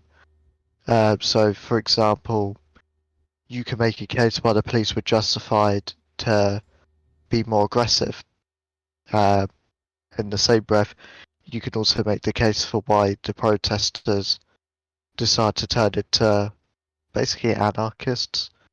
And I'd like to think this was also inspired from the situation with BLM, I'd say so, where probably. parts of it turned, Yeah. where parts of it turned into riots due to various factors. The performances were top notch. Especially Sacha Baron Cohen and Oh, yeah. Eddie Redmayne. Yeah, Sacha Baron Cohen was Who phenomenal. played who who played the guy? What's his face?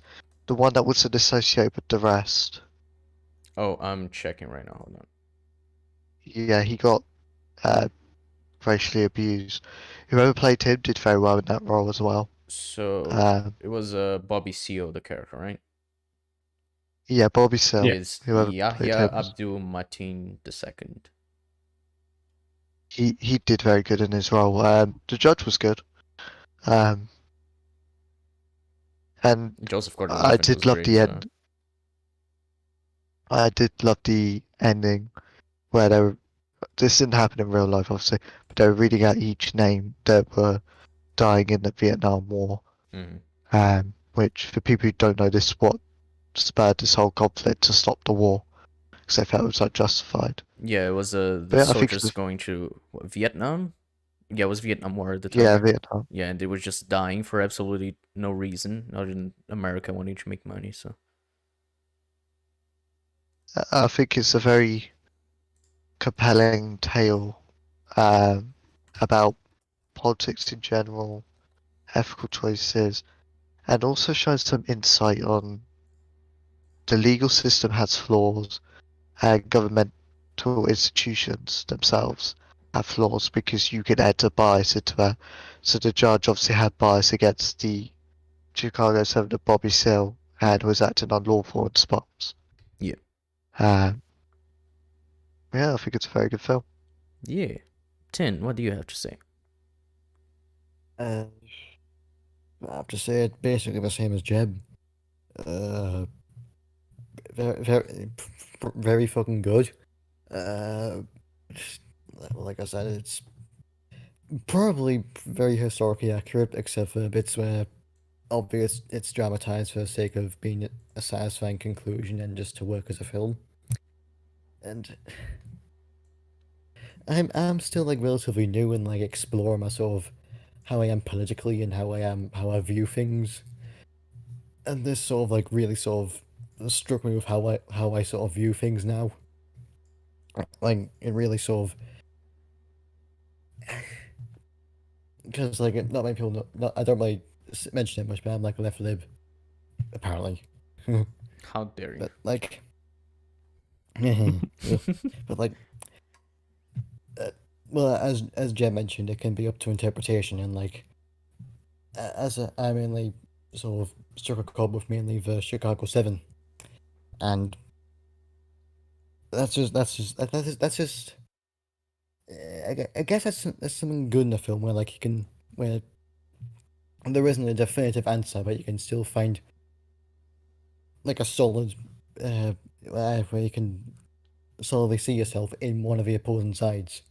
Hmm. Where like isn't it where it's I have no idea what I'm fucking saying. I kind of get what you mean. It's like It's the basically film it raises these questions, and you can see like it going either way. So it's like it shows that yeah, like it's kind of nuanced and not just binary. yeah, like most political films nowadays, they're mainly just either fully on my left or fully on my right. Hmm. Whereas this one, it's like there's obviously at least a bit of grey area and also both sides. It isn't fully biased towards one side and it isn't fully biased towards the other side. It shows that there's actual nuance when when it comes to this topic, and that's something that should be appreciated and praised for. Yeah, politics So is yeah, a very nuanced topic that I think a lot of shit doesn't yeah, explore in a nuanced yeah, way, but the film did. yeah. And also the acting and everything was fucking stellar. Yeah, Everything from Sacha Baron Cohen was fucking great, yeah, he's and great to watch. Eddie Eddie Redmayne knocked it out the park mainly because I hadn't literally the only other thing I've seen him in was Fantastic Beasts, and we shall not go there. But yeah, like everyone just did very fucking good, and it's just a very fucking good film. Yeah. Good. Zod, what did you think of the film? I'd say personally, this is probably the one I enjoyed the most out of the ones I've seen. Because, well, as everyone else has said, like, it just treats things with nuance. Like, both sides have their flaws. Both sides, like, they both have their perspectives basically, and no one's presented as like evil or anything. But yeah, it's a complicated thing, and it approaches it like with maturity and nuance and whatnot. The acting obviously is better, and one thing I really appreciated was, you know, in the riots at the Hill, the editing like intercut with footage from the actual event, and the same for when I can't remember his name, the one who got killed in prison. Like it was intercut with photos from the real life crime scene.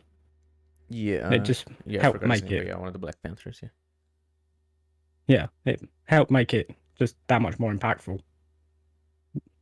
It was just, yeah, it was just really good. I had a great time with it, honestly. yeah. I think watching Chicago 7 and Judas and the Black Messiah back to back is a really cool thing because they kind of talk about the same period in history, and they Judas and the Black Messiah talks a bit about that what you said, the Black Panther being killed and everything, and it's like it just delves deeper into something that is kind of a background thing in Chicago 7 because it's not really the focus of the film. So I think that's neat. But yeah, Chicago 7 is a phenomenal film. It's the second film that Aaron Sorkin directed, which I find it baffling considering how good it is. Because we all know his writing is phenomenal. Because it's Sorkin. Like he wrote the Social Network, for example. He's just great. But the direction and like visually and just the style, I thought was great. The music was all good. Like technically, or I just think the film was just phenomenal, like in every conceivable way. And like, yeah, Sacha Baron Cohen was probably the best actor in the film. They were all good, but Sacha Baron Cohen is just phenomenal. And yeah, I really like the way they explored like I said, with nuance. I'll try not to repeat myself too much. And I really like how we got to understand each of the characters, where like you can definitely know who they are by the end of the film, even though there are over 7 characters that we actually explore quite a bit, which I think is really cool. And like even Joseph Gordon-Levitt, he was the opposing lawyer. He was the I forgot the name. I forgot the name in English, whatever. But yeah, he also had quite a bit of character, which I thought was really cool. And I think the film, it like as usual for Aaron Sorkin, the dialogue is just on point. So it's just really great to see the dialogue being put forth in the film in a way that it feels natural but is also really interesting. And you also have like, even when they're in trial, the direction seems very purposeful. You remember there's a moment where Sacha Baron Cohen is called to the stand, and there's a moment where like they ask him something, and he takes a while to respond, to answer what they're asking, and then he says, "Sorry, I've just never been on trial for my thoughts before," and it's a really impactful dialogue, and I think the way it's directed helps a lot. So yeah, I just thought it was overall a fantastic film, and yeah, I thought the ending was just phenomenal. Like it really encapsulated what the film was all about. So yeah, I really enjoyed it. It's, I think it says a lot when, because me and you are opposites politically, oh yeah, and we both are happy with how the politics were handled. Mhm. I think that says a lot about a film. oh yeah, for sure. And it's like, I guess the only way that we disagree is if like I was authoritarian right, or even left, whatever, where it's because supporting the Vietnam War or whatever, but it's like obviously the Vietnam War is like, no, I'm not gonna support it, especially as an NCAP. But yeah, the way it deals with it is really cool. I enjoyed it. And that is it for the Best Picture nominees. We did it. It's been almost 2 hours since we've been live. That's cool. Oh fuck. Yeah, and now We got just now Ratchet we're and Clank. now we're about to start the video. I forgot to share the what together before, but whatever. So yeah, Ratchet and Clank. We're gonna talk about it. So going from the shit. Okay, before we do that, I guess we yeah. How would you rank the Best Picture nominees this year? I guess from the ones you've watched. Going from left to right, I guess, Jeb, if you could start. I'd put it the father top, the acting, cinematography, the writing. I've had it a league above the rest, and I'm a sucker for character studies. Mm-hmm. Second would be Sound and Metal, mainly because of how it's a personal issue that captures itself very well. In my experiences and people I've known, it's been something part of my life, all my life. So that's be second. Chicago 7. Bear in mind, 1 to 3 are like they're close, first, second, third. They're not like miles apart. Chicago 7 handles its message very well. Structurally, solid, amazing character dialogue, and then easily fourth, like miles away from the rest, is Promising Young Woman. If I ever have to watch it again, I will kill you, Marcus. So, yeah. So first to third, they're close top 3. Fourth, go away, get in the bin. All right, that's fair enough. 10. How would you rank the 4 films you watched? So it would have to be. I think it would first would be Trial of Chicago 7, Right. because as much as I liked Sound of Metal, Trial is just, I just feel it's a better made film overall. True. Below that would be Sound of Metal, because that's still a really fucking solid film. Like, those two are still fairly interchangeable, but I still just think that Trial is a much better made film, like, even just by a little bit. Right. Then way fucking below that, like to the depths of hell, that would be Nomadland. Because as bad as Promising Young Woman is, at least it didn't bore me. It entertained me, but for the wrong reasons. And then even fucking below that, into the very depths of the core of Earth itself, would be Promising Young Woman. Right. Because, well, the reason stands for itself. Fair enough. And you, Zod, how would you rank the ones you've seen? Well, at the top is The Father. Just pretty much undisputedly out of the ones I've seen. It's just a masterpiece through and through. Then below that, I'd probably put The Sound of Metal, because Well, it's just so close between most of them. Really, it's difficult. Trial of Chicago 7 would be after that, and then there's Nomadland, which that's gonna go at the bottom for very, very obvious reasons. So, yeah. Right. Well, that's good. I guess it's my mine ranking now, which for thankfully I actually watched all the films, so my ranking is the definitive one, and everyone else is wrong. So that's cool. But Mhm. at the top, it's hard for me to pick between the two because they're really good. But I think I like Minari a bit more than I like The Father. But they're both like really, they're both masterpieces, and they're both really personal to me. So yeah, they're interchangeable. But yeah, I think Minari edges it a bit. And then it's Sound of Metal, which yeah, that was, I think it was the first. No, Chicago 7 was the first Oscar film I watched. But yeah, Sound of Metal is also phenomenal. I was really happy when I saw that it was nominated for a lot of shit. It's really deserves its spot. And it's really fucking good. I did not expect it to be that good. Chicago 7 is my fourth, which yeah, we already talked about. Mank, which I think there are a few areas where it could have been a bit better, but like I still really love it. Still think it's fantastic, but I still really love the idea of it quite a bit, which makes it, I still think it's better than Judas and the Black Messiah. And then Judas and Black Messiah, which is also phenomenal. It's like 9 out of 10. So these first 6 films are great. And then we have Nomadland, which is garbage. It's like a 4 out of 10. Enjoyment wise, it's like 2 out of 10. But yeah, it's like a 4 out of 10 where it's like the dialogue is awful and everything. Like we already talked about it. It's just a completely retarded film. I really hate it.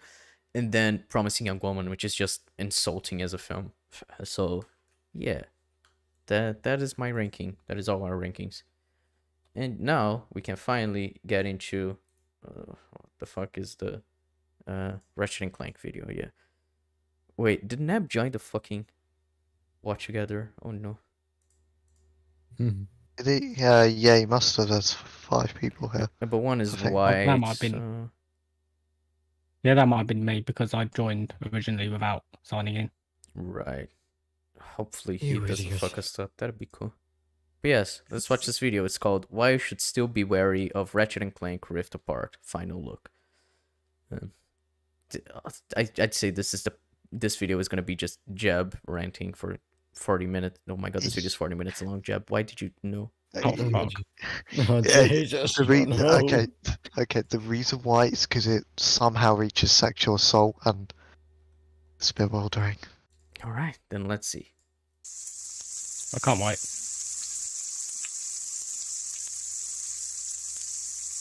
Okay. Right.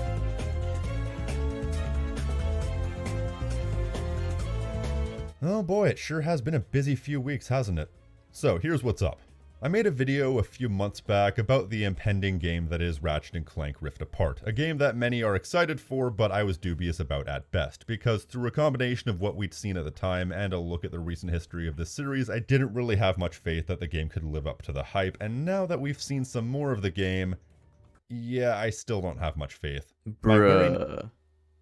Oh my god, I watched Oh, the state of play yesterday for the first time, and I was like, dude, this is phenomenal. Like, I think it's gonna be fantastic. What I found in this video, when he goes into recent history, he's focusing on the 2016 game, which ignores the mitigated circumstances for that game's shortfalls. But Rift Apart, as I keep saying to people, it's said to be the best Ratchet and Clank game yet, and the best PS5 game.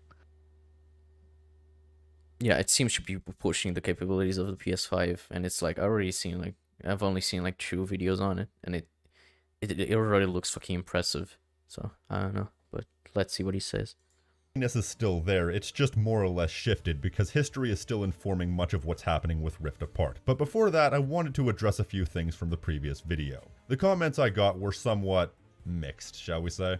But there were some things that do genuinely need to be cleared up. First of all, there's this weird misconception that I said this game's going to suck. I never said that. At worst, I said it might be disappointing. Even the thumbnail had a subtitle, which you would have seen if you have working eyes. At worst, I think this game will still be pretty good, if disappointing. And second of all, there were quite a lot of knee-jerk responses, so just to clear some things up, I think my favorite is the surprising amount of people who claimed I was an Xbox fanboy. Okay. Seriously? No, seriously. How the hell could you even get that from my video? I've never owned an Xbox in my life.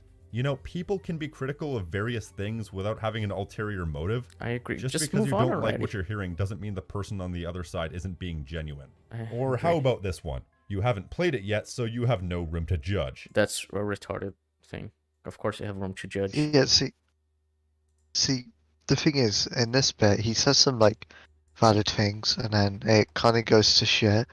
But in his video, the previous one, he did say, it's gonna suck. So I was like, okay, well, I don't know where you stand. And then he's going, I think it's gonna be a good game, but disappointing. I'm like, but then in theory, you have really high and unrealistic standards.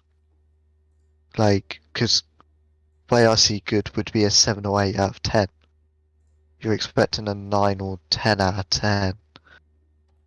I'm a bit like, I'm not sure about that one. Yeah, this is kind of weird. Yeah, I have it, but neither have you. Why is it that I can't express concern unless I've played something, even if my concern is warranted based on the series' history and how things are shaping up, but you can say it's going to be great until the cows come home with as little as one trailer? Double standards much? But really, the fact that you can say anything positive you want at any point but can't say anything negative about it until you've played it says it all. It's not about who has or hasn't played it, it's all about making excuses to debunk any sort of negativity, no matter how just. I agree. Then there were the people who were using the if you don't like it, don't play it / just enjoy it for what it is excuses. Which is retarded Guys, as well. I'm gonna level with you. Mm. That is such a moronic take. Yeah. Let's never criticize the things we like. Let's just take them as they are, regardless of their problems. And if you can't be complacent and just take it as it is, no matter how flawed, you can get bent. Yeah, sorry, but no. Do you know what happens if you aren't willing to criticize the things you like, no matter how big the problems are? You create a feedback loop of toxic positivity where nothing can ever improve because no criticism can ever be brought up.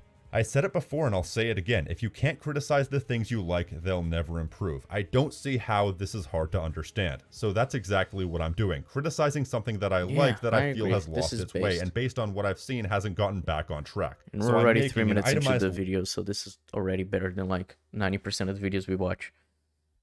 list of ways Oh, to it'll improve. get And worse. you know, guys, when they were making the polio vaccine, I'm pretty sure nobody said, hey, let's just be happy with the way things are. If you don't like the That's way an things are, interesting- that's your own fault. Finally, there were the people yeah. who were telling me to stop criticizing it because it's for kids.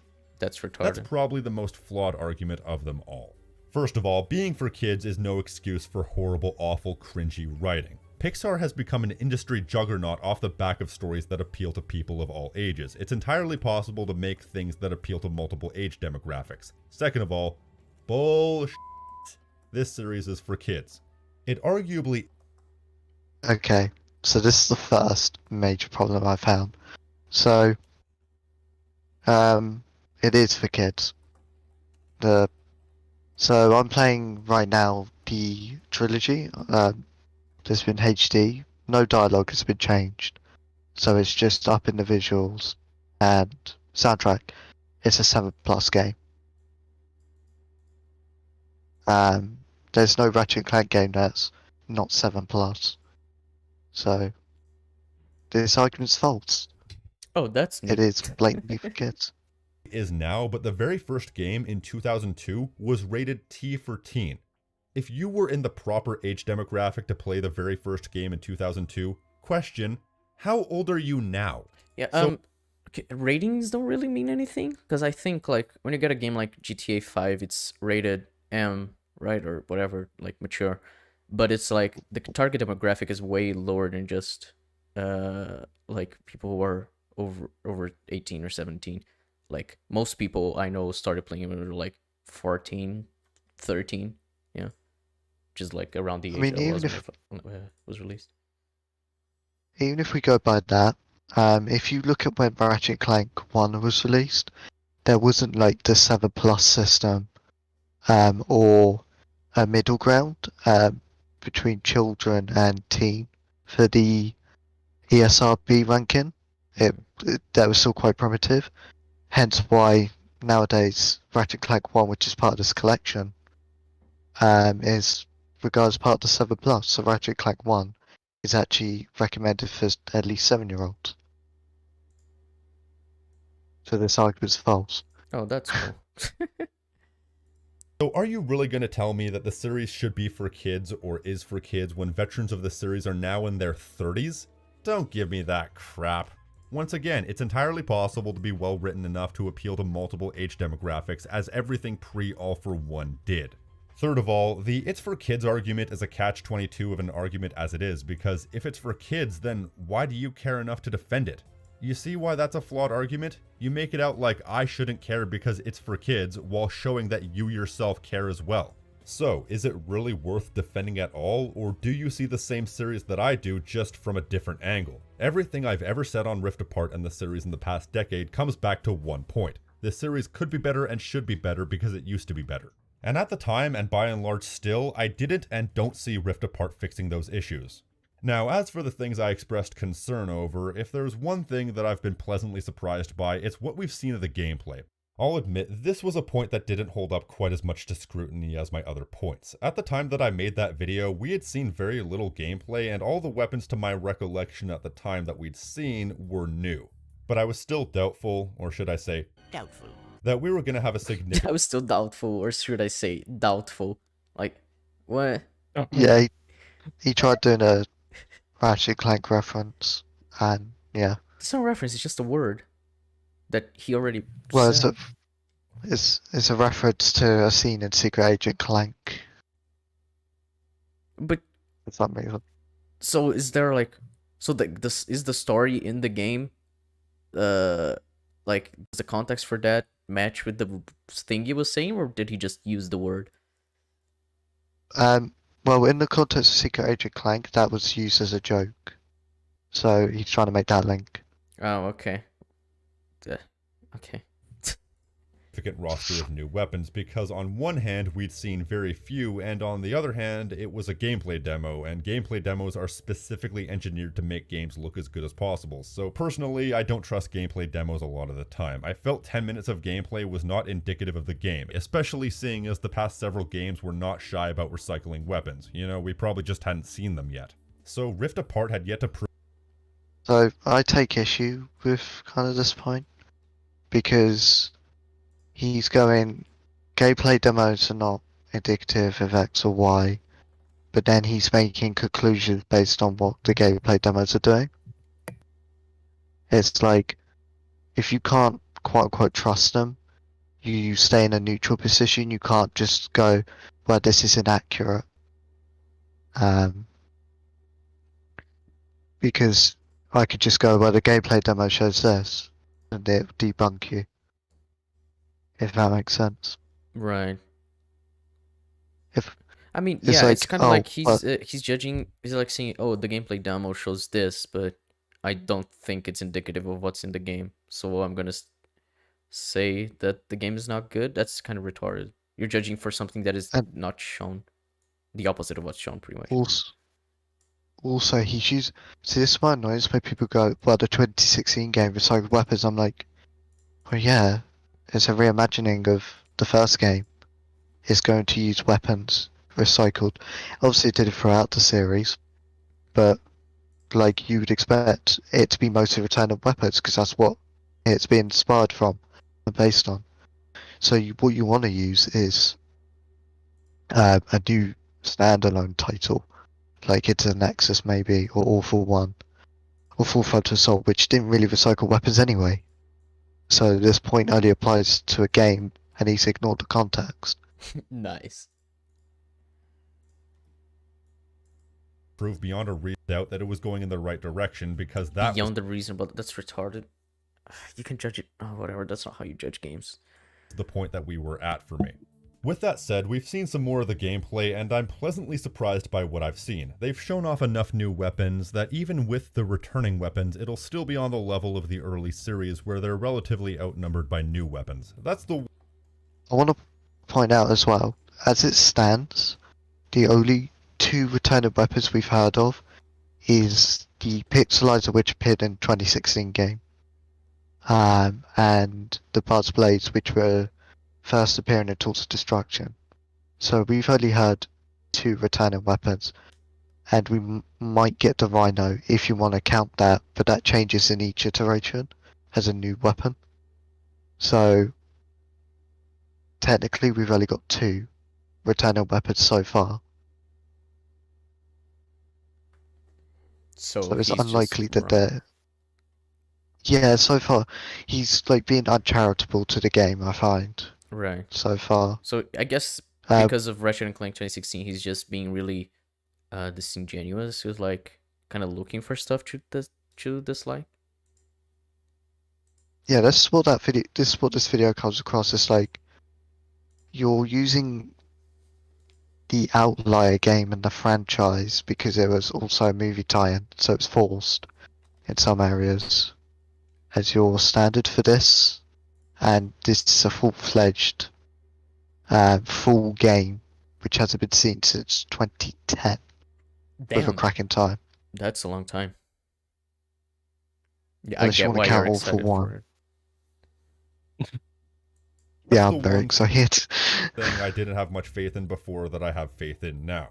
Granted, I won't have full faith in it until we can get past the gameplay demo portion of pre-release. What I mean is, once again, these gameplay demos are specifically designed to make the game look as good as possible. Until we can get some people getting their hands on this game who aren't directly affiliated with Sony, all we're going to be seeing are the best aspects of the game distilled into bite-sized chunks, and I can't trust what's fully indicative of the game until we see it in the hands of somebody not affiliated with Sony. So the How about weapon oh, shit, selection... fuck. How about shit. like IGN? They were talking about the game, and like they are not Ye- associated with Sony. I mean, you had many previews, and so you could say there might be corporate bias. I think IGN has bias to Sony, but for every single one to come to this conclusion, not all of them are going to be swayed by Sony. And for them to be saying similar beats and provide referencing for it, I'm like, no, I think what they're saying is seemingly accurate, because Insomniac even shared specific details that people be able to test out to see if they're lying. And based on the history of Insomniac, they're a very honest company. It also seems weird because it's like, so the gameplay is not gonna like change throughout the game. What's gonna change is like level design and whatnot. Like, because the gameplay demo, it shows quite a bit, like both Ratchet and whatever that girl is, I forgot her name. So it's like it shows quite a bit of gameplay of what the gameplay constitutes of. So the rest of the game, it's gonna be like you do the same gameplay, and it's gonna change like level design and just the challenges like of what new enemies you're gonna have to face and whatnot. And so it's like, so does he just expect the game to be to like the future levels after the gameplay demo? They just completely suck for absolutely no reason, because like I don't see how Insomniac would just do the first few levels really great and then the rest of the game not, because Insomniac is really good with shit like that, at least from what I've seen. I mean, if you want to really go on this history front, functionality-wise, Insomniac is Sony's best company. If you look at their games list with the Spyro trilogy, Ratchet and Clank franchise, Resistance was received well, Sunset Overdrive was as well, the Spider-Man series. There's probably one or two flawed games you could pick out, but out of the 20 plus, that's a very good track record. And they've never been really shown as to half-ass anything or to lie about anything. Even if you hear about early development of Ratchet and Clank titles, In 3 years, they released 3 titles. The Ratchet and Clank 1 to 3, and each one got better and better. So that shows their talent as a company, and their employees rate it as their favorite place to work, and they're regarded as the best company to work for in the industry, or one of them. So I trust Insomniac to not lie to its consumers. Yeah, me too. I think this is really disingenuous.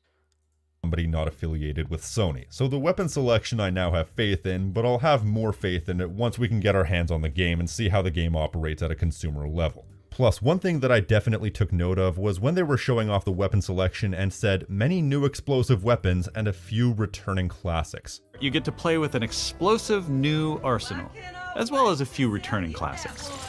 So as I alluded to, there are recycled weapons, so that's something that we definitely won't know about until the game is out, because that's definitely something they don't want to spotlight. Plus, can I get an explanation as to how Ratchet and Rivet suddenly have a connected weapons vendor?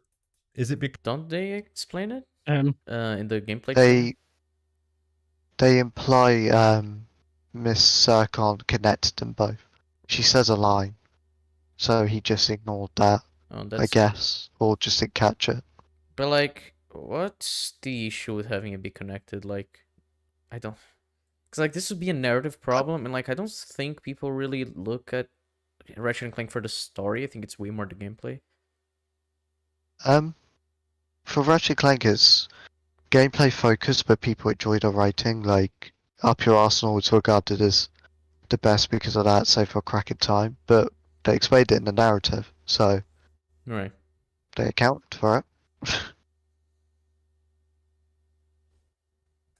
because they're technically the same person? I understand they kind of had to do that for the gameplay to work, but it's just kind of brushed over in the gameplay demo. Granted, a lot of people seem to have missed the point that the repetitive nature of this series over the past decade or so is more than just recycled weapons. Now, weapons are the bread and butter of the series in that the weapon variety is literally the entire point, so if you can't offer weapon variety, what else can this series really offer, which is... So, That seems strange. To say that the entire point of Ratchet and Clank is weapon variety. yeah, that's one disingenuous. It's part of its core aspect, but you also got the platforming aspect, which it's not the forefront anymore. It used to be, but people were more into third-person shooters, so they evolved. But I'm trying to think in the future saga of recycled weapons, and to be honest, the weapon variety there's still a lot of variety in them. The one that had just recycled weapons, or mostly, was Quest for Booty, but that game was like bridging the gap between the two full-fledged ones and a very small story. So, again, it had contextual reasons.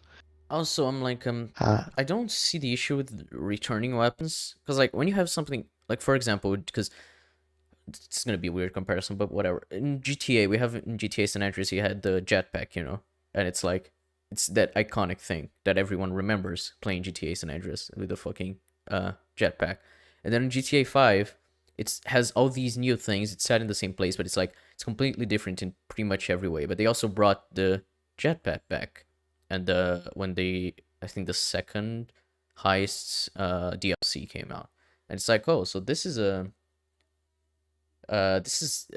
like kind of an homage. I mean, like, yeah, this is we're remembering that old game that people love. So it's like, if you have a returning weapon, it can be like cool for returning players of the series to, you know, see, oh, this weapon that I played with years ago, I can play with it now on the PS5. And as long as it's not as exactly the same, as long as you have other weapons, which they clearly have, like the weapon variety, like I said, is impressive just from the gameplay demo. It seems like it's not really an issue. It seems like it's just trying to pay respects to their roots, if you know what I mean. Yeah, that's what they tend to do, or they tend to have like a narrative reason. So, for example, 2 had a completely different weapon variety because they were in a completely different galaxy with a new vendor. So they're like, oh, new weapons because new distributor. Whereas 3 saw more returning ones because they went back to the same galaxy. The Future Saga, they're set in the same place, so you'll see some recurrent ones. But again, he kind of ignores that aspect. It's quite frustrating. Yeah, it seems really weird to just like explicitly be like, returning weapons, I don't like them at all. It's like, I don't know. This seems like it's not that binary. Yeah, I mean, Why the every game has returning weapons. I think aside from 2. Yeah, I don't think 2 has any returning ones.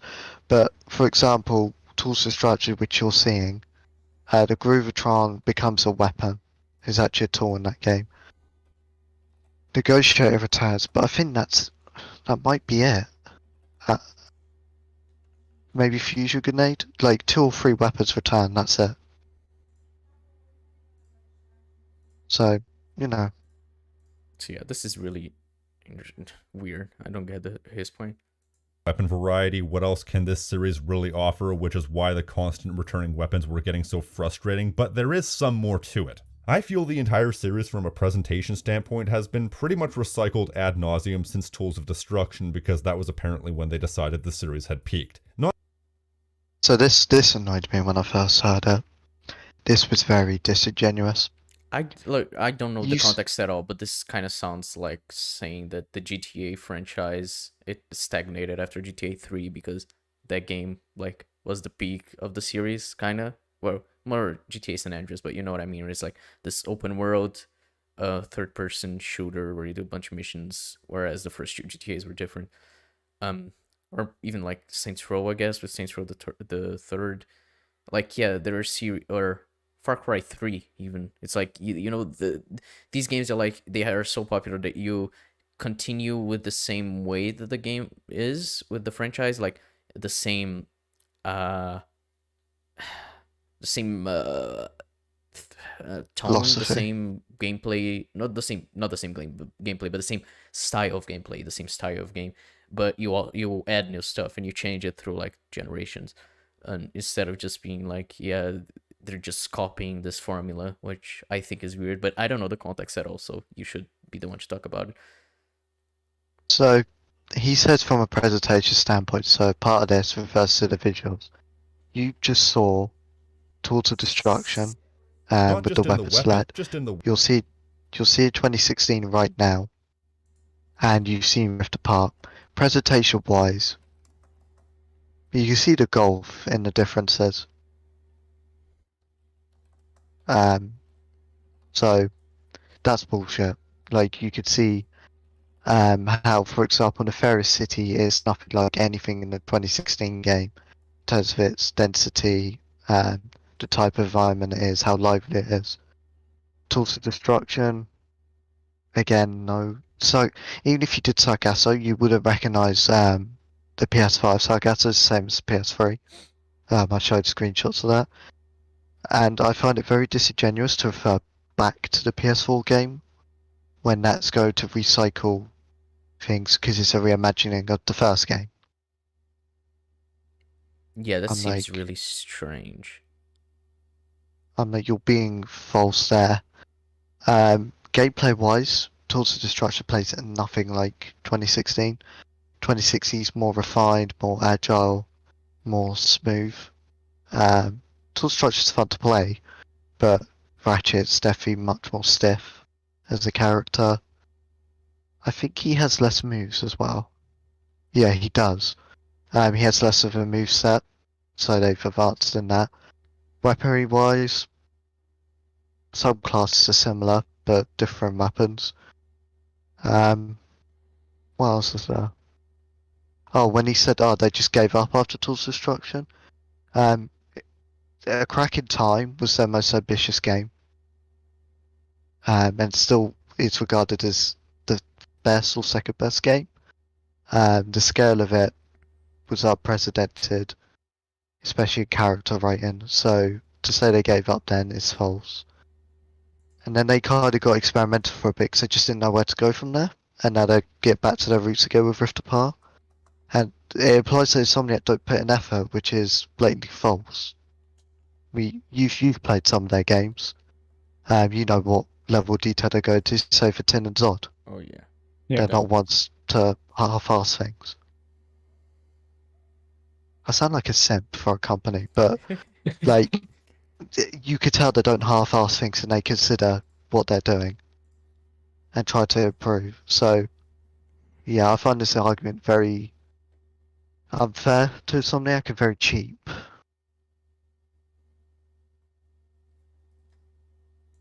Weapons, but the way you move, the way the physics feel. Even a lot of the visual style had been recycled. Did you guys notice that Ratchet in Rift Apart is wearing the exact same Tools of Destruction outfit again? Alright. No, he's not. So Tools of Destruction, you saw that earlier. He's wearing a similar color scheme, but it's not the same suit. This one, I think, is based on the full frontal assault design, and the 2016 design. But this is an aesthetic thing.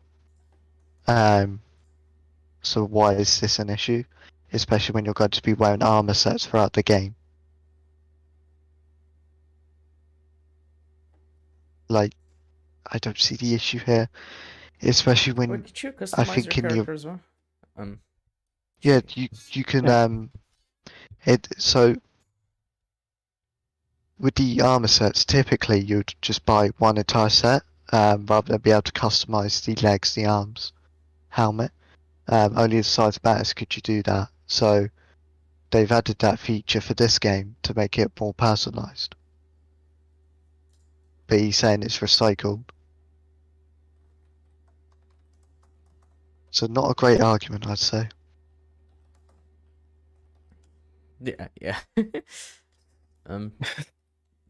Just what you instinctively said. No, it's not the same. That was funny. How many has he worn that outfit since Tools of Destruction? Basically, all I'm saying is I was getting so sick of the entire series feeling the same since Tools of Destruction, and I want Rift Apart to feel different, much in the same way that the first 4 games felt different from each other. I also want the weapons to have some kick. One of my issues with the series since Tools of Destruction is that the weapons really don't have the same impact they used to have. This was especially bad in Ratchet 2016. I don't think any weapon in that game really felt good to use with the exception of the pixelizer, which actually did have some impact behind it. Which is probably why they were pushing that weapon so hard. But with that said, I do... So, I'm currently playing Ratchet and Clank 3. The N60 Storm, as an example, doesn't have this quote-unquote he's referencing, even though this is a very subjective argument.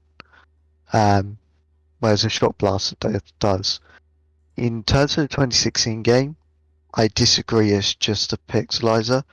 The Warmonger, I think it's called a Warmonger, as an example, has oomph to it.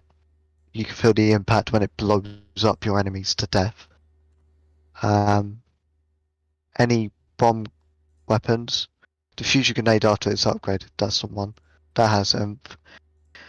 In this game, you've got the added fact that it's using adaptive triggers. So, Yeah, Mark that was has the first highlighted thing it, I was but gonna wait, say. When he said, "Oh, I want the weapons like you feel the impact of the weapons," like yeah, the adaptive triggers are definitely gonna be part of that. yeah, so you got like the, what's it called? It's the shotgun class weapon, but you can pull it halfway down and it does a one barrel, or you can pull it all the way down and it does a double barrel shot. And you'll feel the vibration. So with any weapon, you're going to feel that oomph. Yeah, the PS5 So, controller is perfect for something like this to like feel actually the impact in the game. oh, yeah, they're going to use it to hell. Yeah, I already find it like awesome when I play something like Spider-Man PS4 or Miles Morales, and like those are really simple in the way that they have the controllers, the PS5 controllers usage. This seems like they're going all out to actually be like, yeah, we're doing this for the PS5. Yeah, like, this is the plus side to Ratchet Clank compared to the Spider-Man, because the weapon variety is class-based, so you got shotgun, pistol, bomb, probably sucky weapon where it sucks in. You can feel a lot of variety that you wouldn't with those games. So, we got some hype to look forward to there. like Fuck. do like what I've seen, and they do seem to have some good ideas behind Rift Apart, and it doesn't appear that they've blatantly recycled a bunch of their old stuff this time, and they've added some things that I quite like the sound of. The dash mechanic is being updated to actually be useful in gameplay as a dodge move. There's wall running, which admittedly does look a bit contextual, and there's also free roaming levels, A which bit is contextual. honestly It looks 100% contextual. Every time they do it, it is one of those walls. There are the arrows pointing. Like every time in the gameplay trailers, it seems like that's only what you're gonna do. It's not a bit contextual, but okay. I mean, I would be surprised if they let players like during combat run along a wall, then jump and shoot, because Insomniac like giving that freedom. Mhm. But if it's contextual, I can understand why, to keep the robustness of the game. Mhm. thing that I'm most excited for. Something I've always kind of wanted out of Ratchet and Clank is the this looks ability to beautiful. explore the full extent of the planets we're traveling to. The Obani Moons was probably one of my favorite levels in the entire series for that. Whether or not See, this is what I don't understand, this argument. So, he says tools of destruction was where Last Ride is best, but this is what he wants. In a cracking time, you could travel to the galaxies yourself, like in the planets they're in. So, you had the Bermudas galaxy, and you could travel to the Nefarious space station, or planet where the Valkyrie one was. And then you have these mini planets, and each one presents a platforming challenge, a weaponry challenge, and you explore the moon. And the weaponry ones were generic ones, but the platforming ones were all unique. So you had like a gaseous-based planet, a lava-based planet, and they acted like the Obani moon. So I don't know what he wants. And given he was praising 1 to 4, 4's very linear, especially, but 1, 2, and 3 tend to have like 2, 3 pathways you could travel. It's not very open. Whereas stuff like A Crack in Time, All for One, and Full Frontal Assault, they're fully open levels. So it's a weird argument. Lots of weird arguments. this will be a significant upping of the ante or just a pointless commute between important parts of the map remains to be seen. If you're opening up the levels, you also need to make getting around as fun as possible, otherwise you risk turning traversal into an unfun commute. But that remains to be seen once again. I don't think your remain should be seen. What you were showing as the clip is literally that. Whatever it is that you get on to slide across the map. Like, I thought it was awesome. That seems super fun to do. I think you've got, by the looks of it, you got the hover boots, which are definitely fun to use if they're taking over physics of 16. If I had to predict, but this is theory, jetpack, because they keep using that. Whatever the species name is, them.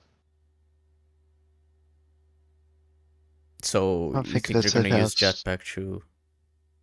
Well, I mean, In also, some but also planets. did we show that what is it? The thing that they said that you get in the beginning of the game for traversal that I said that seems like Infamous Second Son. That also is a new way to traverse the map faster, which seems like fun if the gameplay is well balanced. So, which also will help in You on the about- combat when you can like just dodge from enemy attacks and whatnot. Oh, the rift tethers. Yeah. And Not sure not only how that, much they the thing where you just dash away. Oh yeah, the I think it's called quantum dash. Right. But yeah, that's what I mean, because it's like yeah. a new power that you get in the beginning of the game, if I remember what he said in the gameplay demo correctly. Yeah, from Skid McMarks, who, and this is also weird as well. Like random tangent, he's saying he wants it to feel like more like the originals. The inclusion of Skid McMarks, because in 2016 he had to be in there because he was part of the first game. He hasn't been seen in a mainline game since Ratchet and Clank 3. So he's returning in his new version in this. So I'm like, surely this is hope that it's showing more of its roots. It's also weird to say that you want more of the roots, but you also don't want classic weapons. Kind of contradictory, I'd say, a bit. Yes.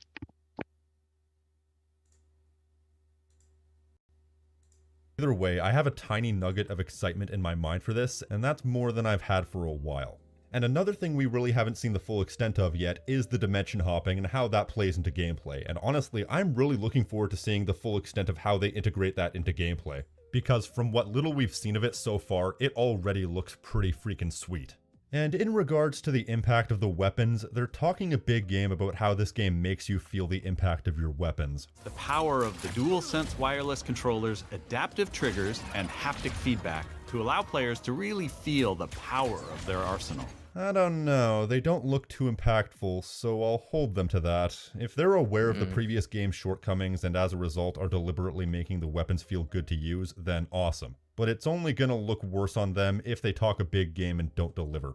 So I'm willing to give them the benefit of the doubt on the gameplay side. Insomniac games have always been good engine people. There's never been any doubt about their ability to make compelling gameplay. It's the repetition and the weak feeling weapons that have ruined it for me recently. I'll be keeping a close eye on various publications for the gameplay, you know, so we can see the game in action without the intrinsically shot moments to show off the game at its absolute best. So, I'm going to keep an eye out on publications that would be given selected footage and trust in them. I'm like,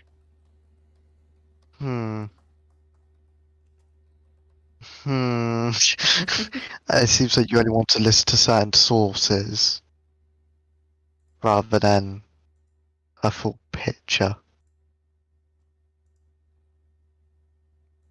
Yeah, it seems really biased in a way. And Seeing he goes weak feeling weapons.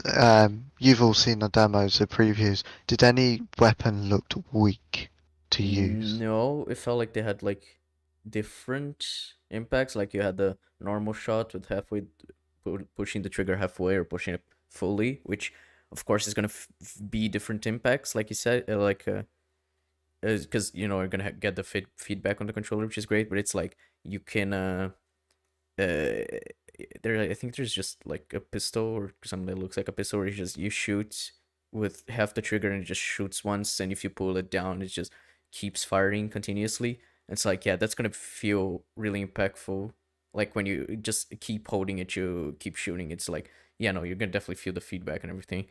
And I don't know, like there aren't any weapons that was like, oh, this feels like nothing. And it's like one of the advantages that Ratchet and Clank has, it's not like super realistic or something like that, where like, I don't know, kind of like Resident Evil, where they have, for example, Resident Evil 8, you have to like headshot the zombies like 6 times you get them to die, and it's like, okay, this is just bullet sponge. Like it doesn't feel good because it feels like your weapons don't have any weight to them.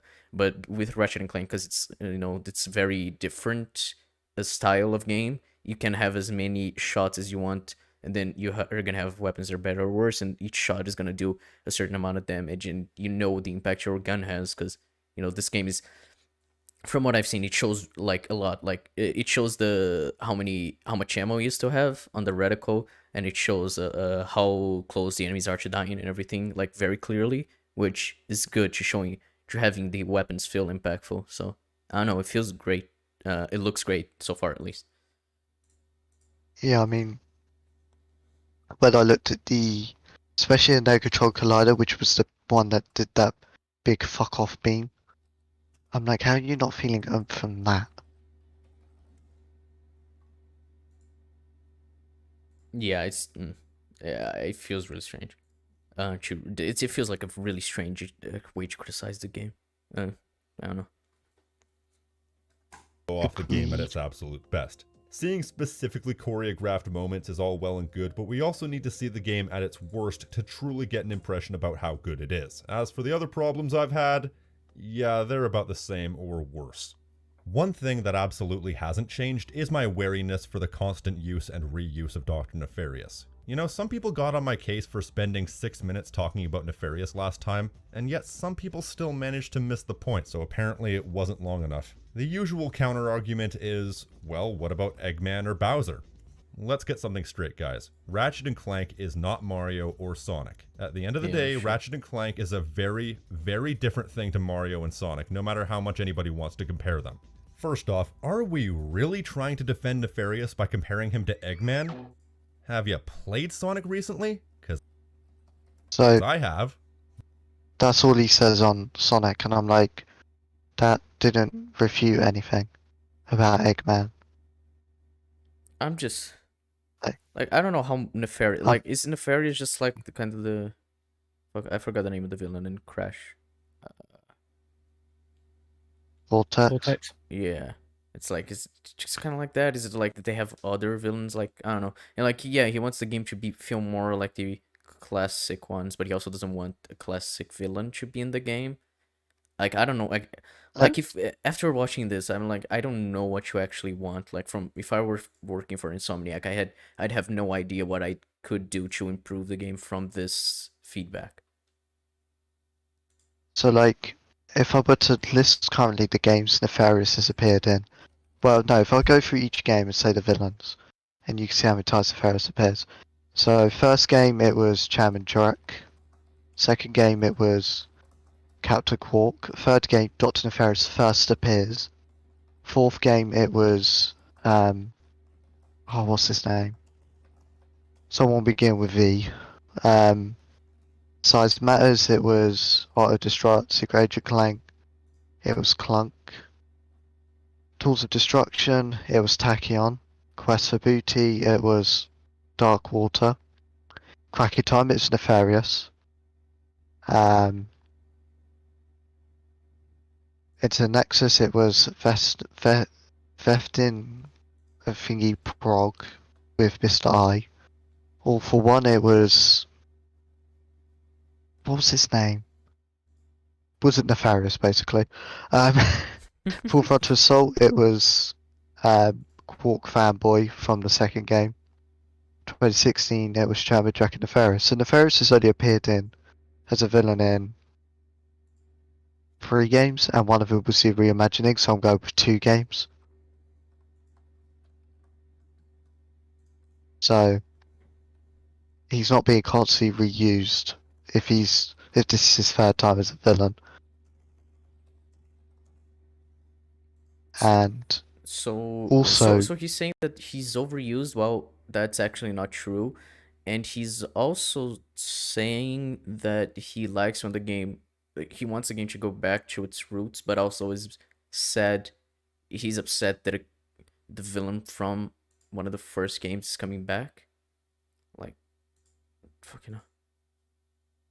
yeah, if I was to be charitable to him and still man his argument, in terms of appearances, outside as a main villain, he appeared in the 4th game in a credit scene as a joke, like on the asteroid.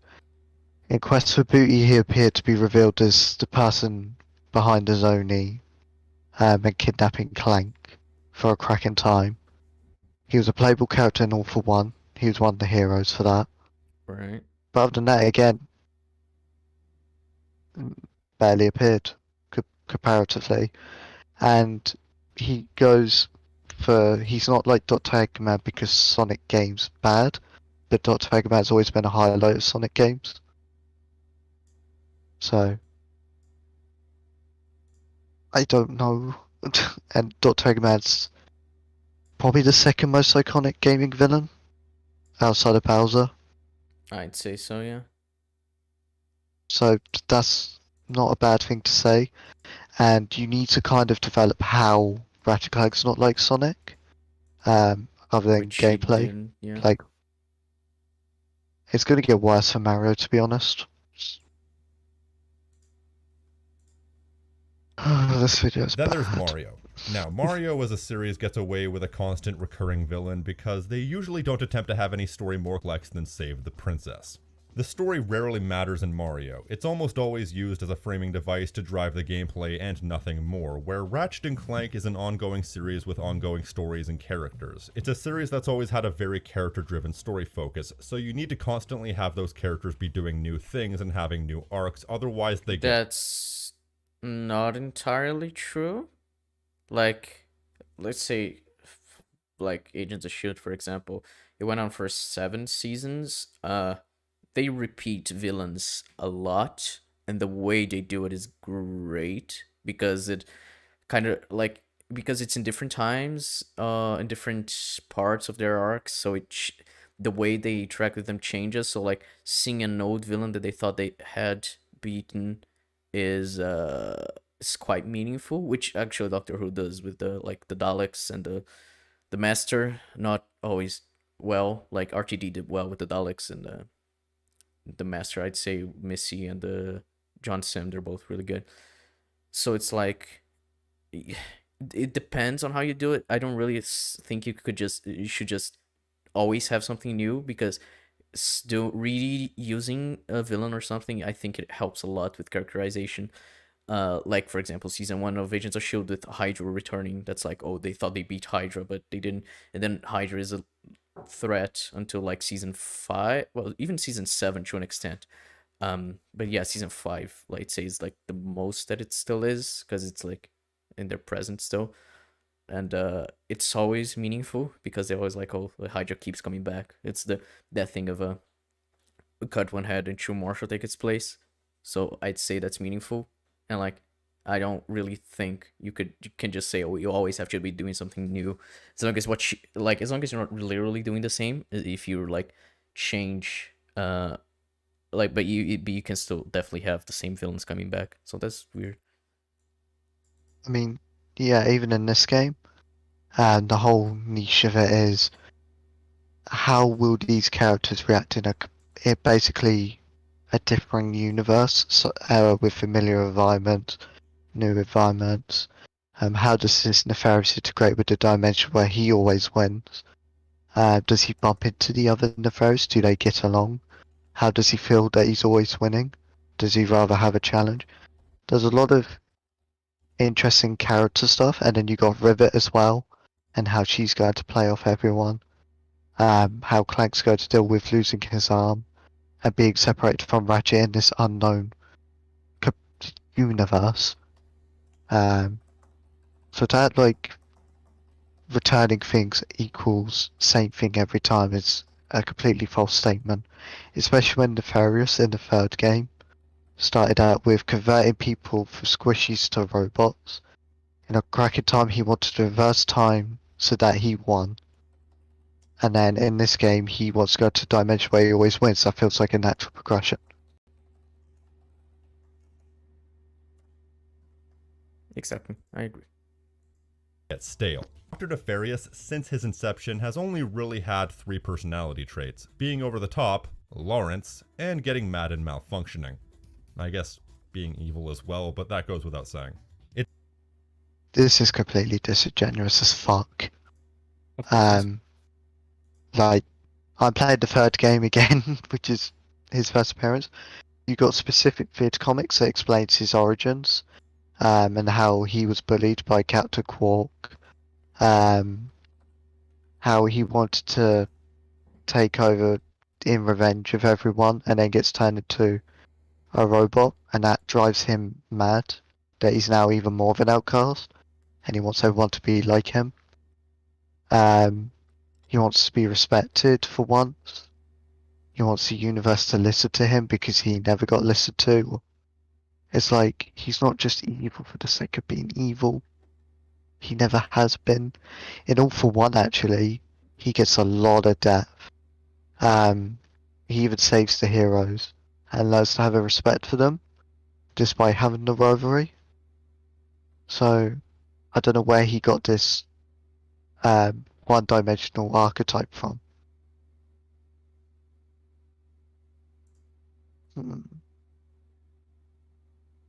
It's been those traits for 4 games and change now. He's not had any lasting development. Hell, in Ratchet 2016, the reason why he was such a crap character had to do with the fact that they eliminated the latter 2 personality traits, so that he ended up just being constantly over the top. That's it. Point is, I'm sick of hearing the same 3 jokes unchanged over and over. It worked in Up Your Arsenal, it worked in A Crack in Time, it's not working anymore. Why am I entitled for saying this? Why am I entitled for saying any of this? It wasn't even until recently that the Bowser comparison started up, because for nearly a decade, Ratchet and Clank didn't have a recurring villain, and... So you're wrong then. You just refuted yourself. Okay. Yeah. It was much It's more like, fresh okay. for Good on you. it. And you know what's funny? People were trying to claim to me that Dr. Nefarious isn't the main villain of this game. Yeah, you're right, he isn't the main villain of the game, he is both of the main villains. Unless they're seriously misleading us, I believe it's going to be a situation where Ratchet and Clank separately end up in this alternate dimension, and in this alternate dimension, an alternate version of Dr. Nefarious has successfully taken over the galaxy. That doesn't solve the problem. As a matter of fact, it only doubles the problem because now we have 2 Dr. Nefariouses. And I repeat again. Which means one of them will be different, so you can just expect something different from one of them. So Yeah, it gives a. To be honest, it solves this issue of quote-unquote Nefarious being the same. yeah, because it's gonna be Nefarious, but a different version, and then you're gonna have classic Nefarious to deal with as well, which is interesting to contrast, I'd say. I don't know. And again, to be so disingenuous and ignore All for One's development, which he wasn't really over the top in All for One. Thinking of it, he was very reluctant to be there. He didn't have Lawrence, so he couldn't have that trait. Does have Lawrence in this game either, by the looks of it. We haven't seen him, and he's always been over the top. Like, to go Nefarious can't, not can't, but to say not to have Nefarious a core trait is him be over the top. You enter a character inconsistency, I find, because that was literally how he was introduced. He was introduced announcing his huge plan and evading everyone to show off. So, yeah. So sick of this. I'm so sick of the sudden recent phenomenon that states that Dr. Nefarious is the only Ratchet and Clank villain that matters, or ever did, should, or will matter. It's not true. You literally. The thing is, he's showing a game where Nefarious wasn't the villain. This is where Nefarious is a heroes. Nefarious, like, quite literally in the final cutscene, Nefarious kills the villain. So, and then you got into the Nexus, Nefarious isn't the villain. I don't think Nefarious doesn't even appear, and into Nexus is a continuation of. No, Rift Apart is a continuation of that. In some regard. Full Frontal Assault doesn't have Nefarious. It has the Quark fanboy. So literally, this is his first appearance as a villain in a decade, excluding the 2016 game. This is a really dumb video. Jesus Christ. It's worse. Can't wait for right. the sexual assault to start. Besides, the comparisons to Eggman, Bowser, Ganon, etc., etc., etc. are completely moot points, because it's an argument that's fundamentally flawed in the sense that it presumes that all series and all reoccurring villains are made equally. Under the strictly literal definition, Mario, Sonic, and Ratchet are all platformers, but once again, that's a fundamentally moot point because while technically being part of the same genre, they are all entirely different types of games. That's like saying that Painkiller and Call of Duty. So, hang on. Is he really gonna develop this point? Like, yeah, it's different. I get it. Fucking. Ugh. But he's kind of contradicted himself. So, if you're going Ratchet and Clank, Sonic, Mario, all different from each other, but Mario and Sonic have recurring villains, why can't Ratchet and Clank? Because you'll say Mario and Sonic are different from one another as well. So what makes Ratchet and Clank different? I guess he's gonna try to elaborate on that now. And I like how he said Ganon, and then goes into platforms. I'm like, Zelda isn't a platformer, my guy.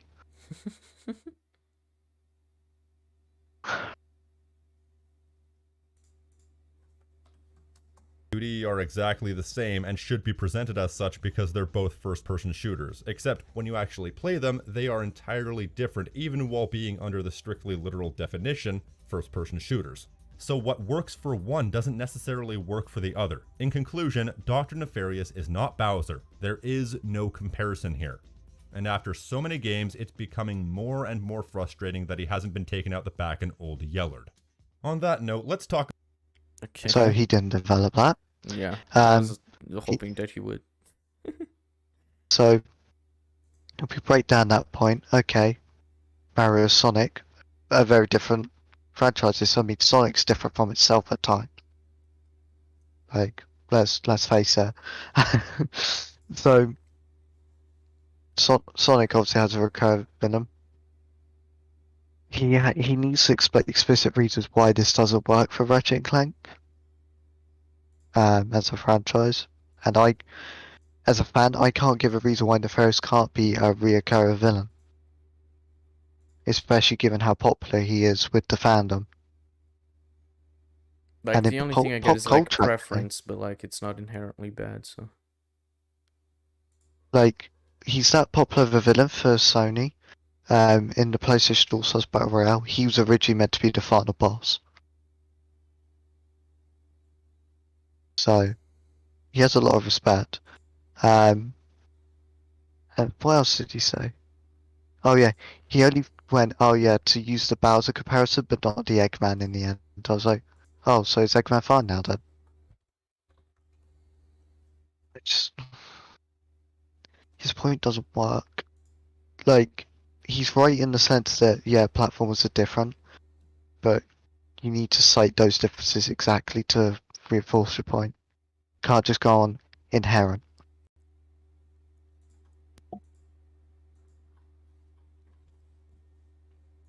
Yeah. Hold on. Alright. Talk about Rivet first. That is all.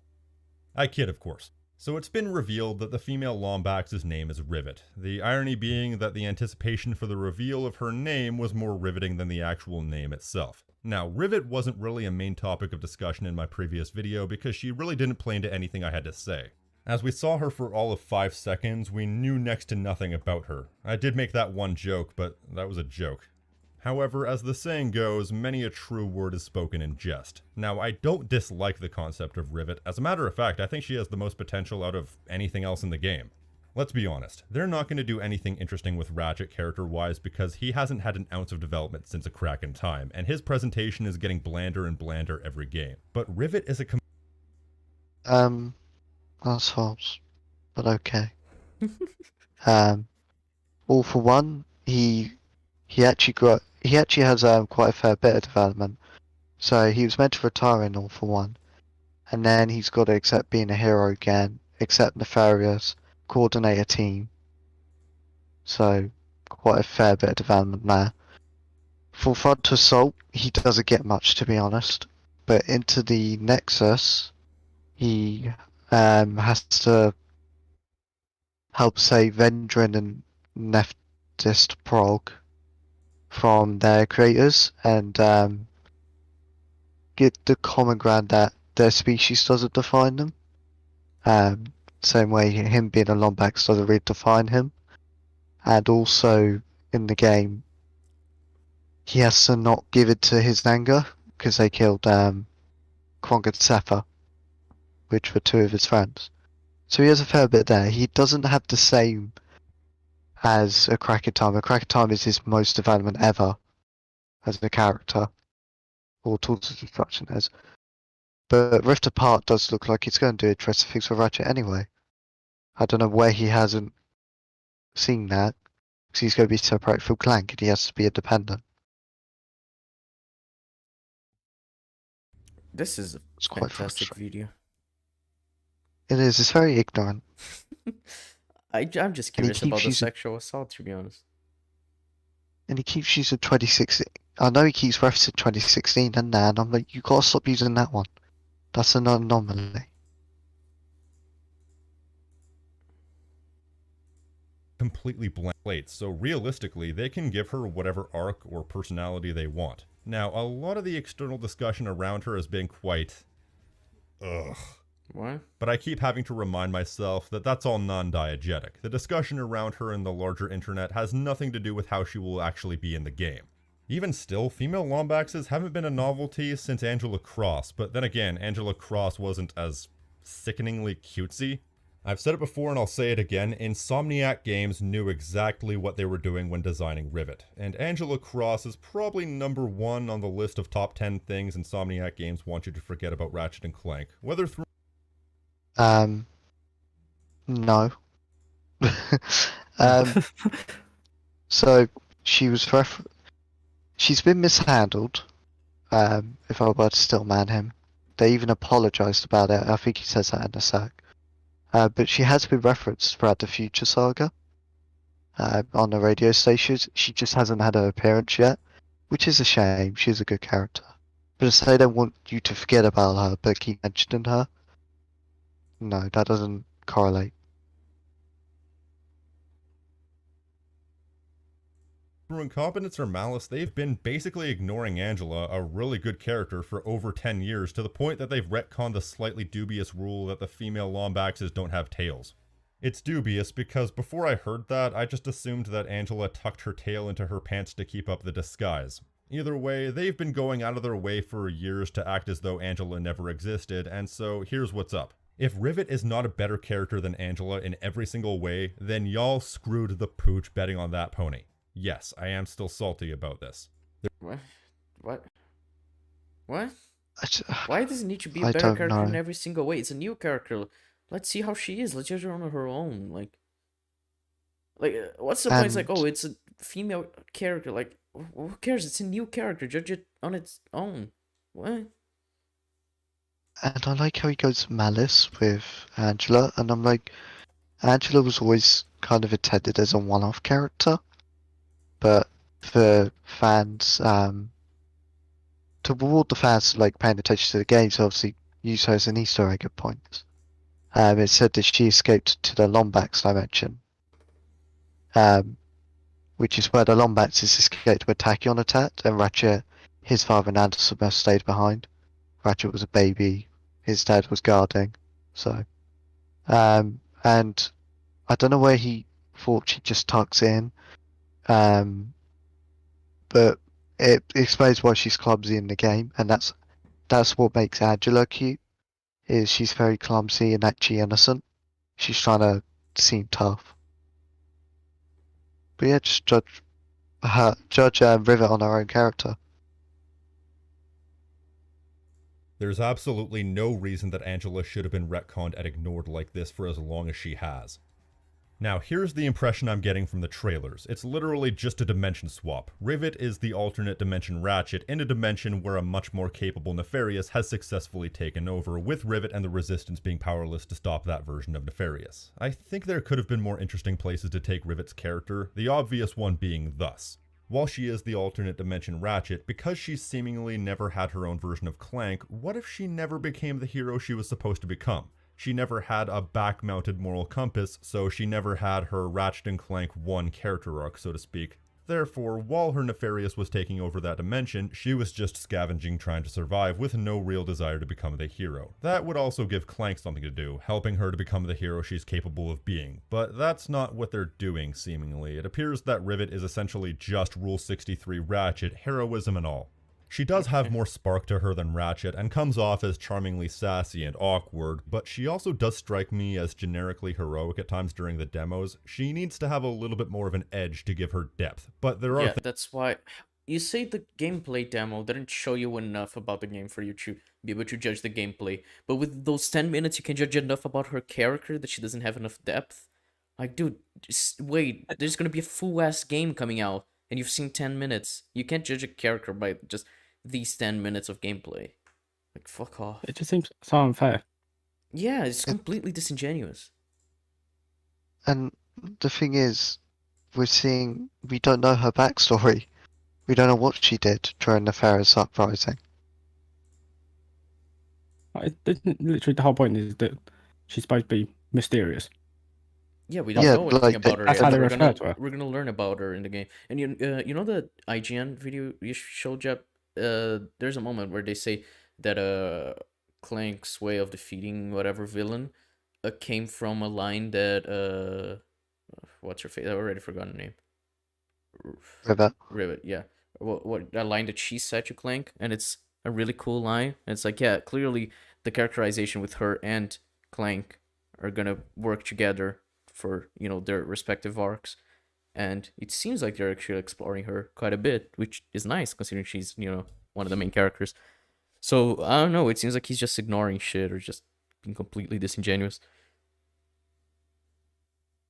I'm going with Things I like, so disingenuous. hopefully we get something good out of her. Granted, this is all somewhat speculative because the trailers and gameplay demos haven't shown a hell of a lot yet. Maybe she will get her Ratchet 1 character arc yet, but based on what we've seen, I'm not holding out hope. Now, You've seen nothing. You So I'm gonna cunt. be.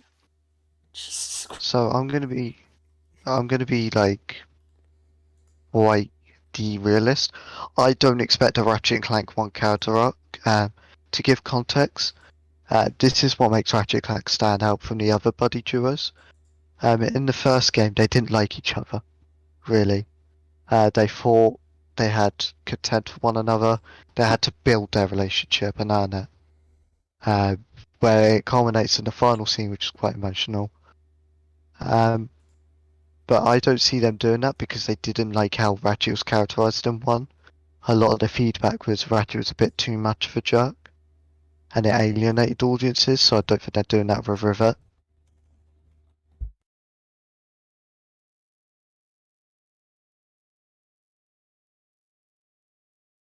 I've noticed that they're pushing her so heavily in the marketing that it leads me to believe that she's going to be the intended standout character in the game. That's not necessarily a bad thing, especially if they believe Ratchet is at critical mass as far as character development and they can make Rivet interesting, but also, and stop me if this sounds too complicated, this is a Ratchet and Clank game.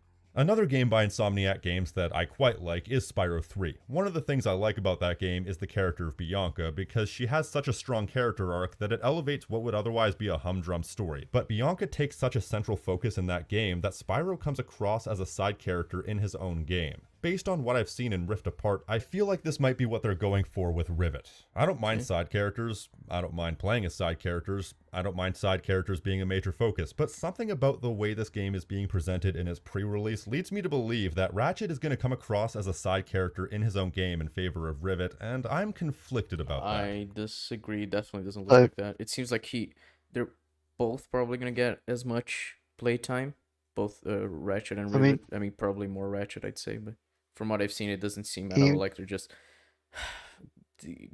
just focusing way more on Rivet. But even then, it's a new character. If you want to develop her, you're gonna need to focus more on her than an established character, which already has all the development behind them. So even then, it's not an issue if they want to make her a main character for the franchise moving forward. So either way. Yeah, exactly. That's the way I'm seeing. I'm like, people know this franchise. They're familiar with it. They know how Ratchet's gameplay works. They want to focus on what's new to interest the old audiences a lot, but also to see what variety there is for the new ones. Yeah, I just Jesus Christ. And I hate this video. and it's a weird standard to have when earlier he said they're saving the old weapons, implying that they're showing off just new stuff. It's a good point. Granted, this is all speculation, but given how they've been pushing her in advertising, she might be taking center stage over Ratchet in his own game. Given the community response to her though, I'm probably in the minority here in not wanting that, which is fine. And before anybody wants to get on me for hypocrisy, context people, yes, I was complaining that things have been the same for over a decade as far as gameplay is concerned, but we're not talking about gameplay here, now are we? With that said, I don't know, you don't clarify ever. Your arguments are so scattered, like, I need structure in this video. I have no clue when he's talking about something or other. It's really strange. Really fucking strange video. Also, two things. One, in a crack in time, a lot of the marketing was showing off Azimuth, who's not even a playable character.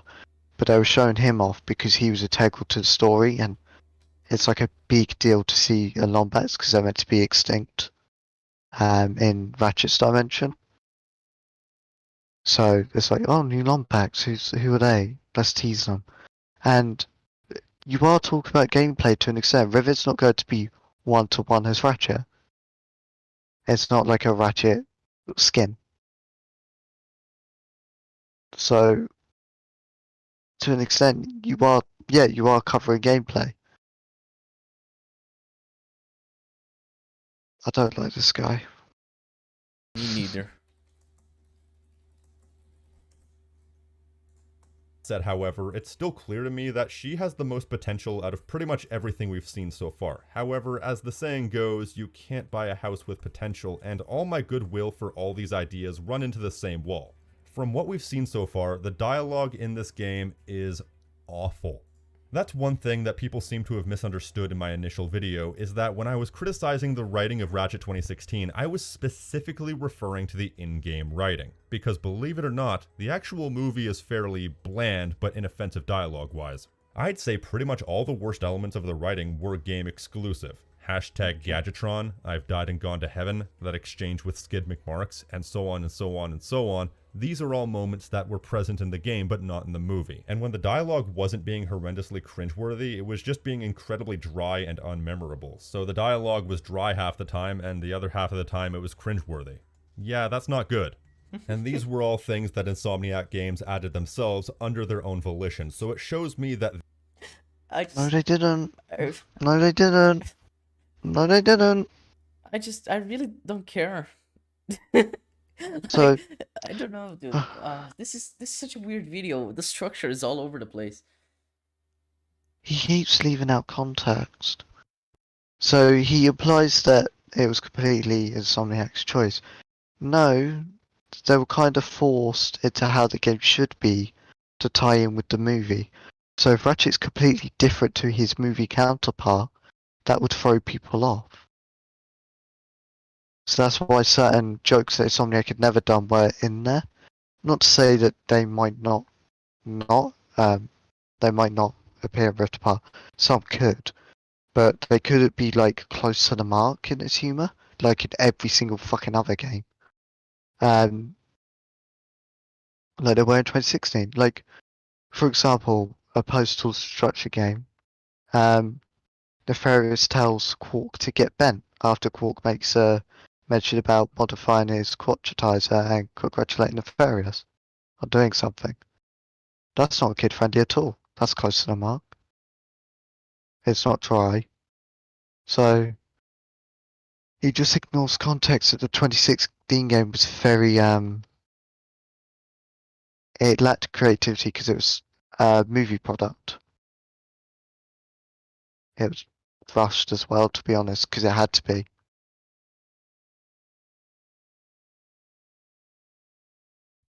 So yeah, he's just.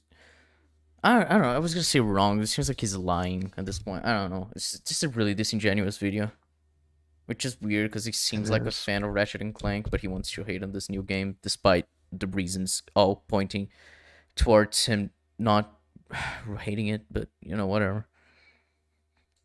they as a collective bought into the idea that this is peak Ratchet and Clank. And oh boy, is that evident in what we've seen so far in Rift Apart. What? Who bought into the idea that Ratchet and Clank 2016 is peak Ratchet and Clank? As far as I know, people don't like that game very much, especially compared to the rest of the franchise. Even Insomniac are like, let's forget about that. So, you know, as much as it's a functional game writing-wise, no.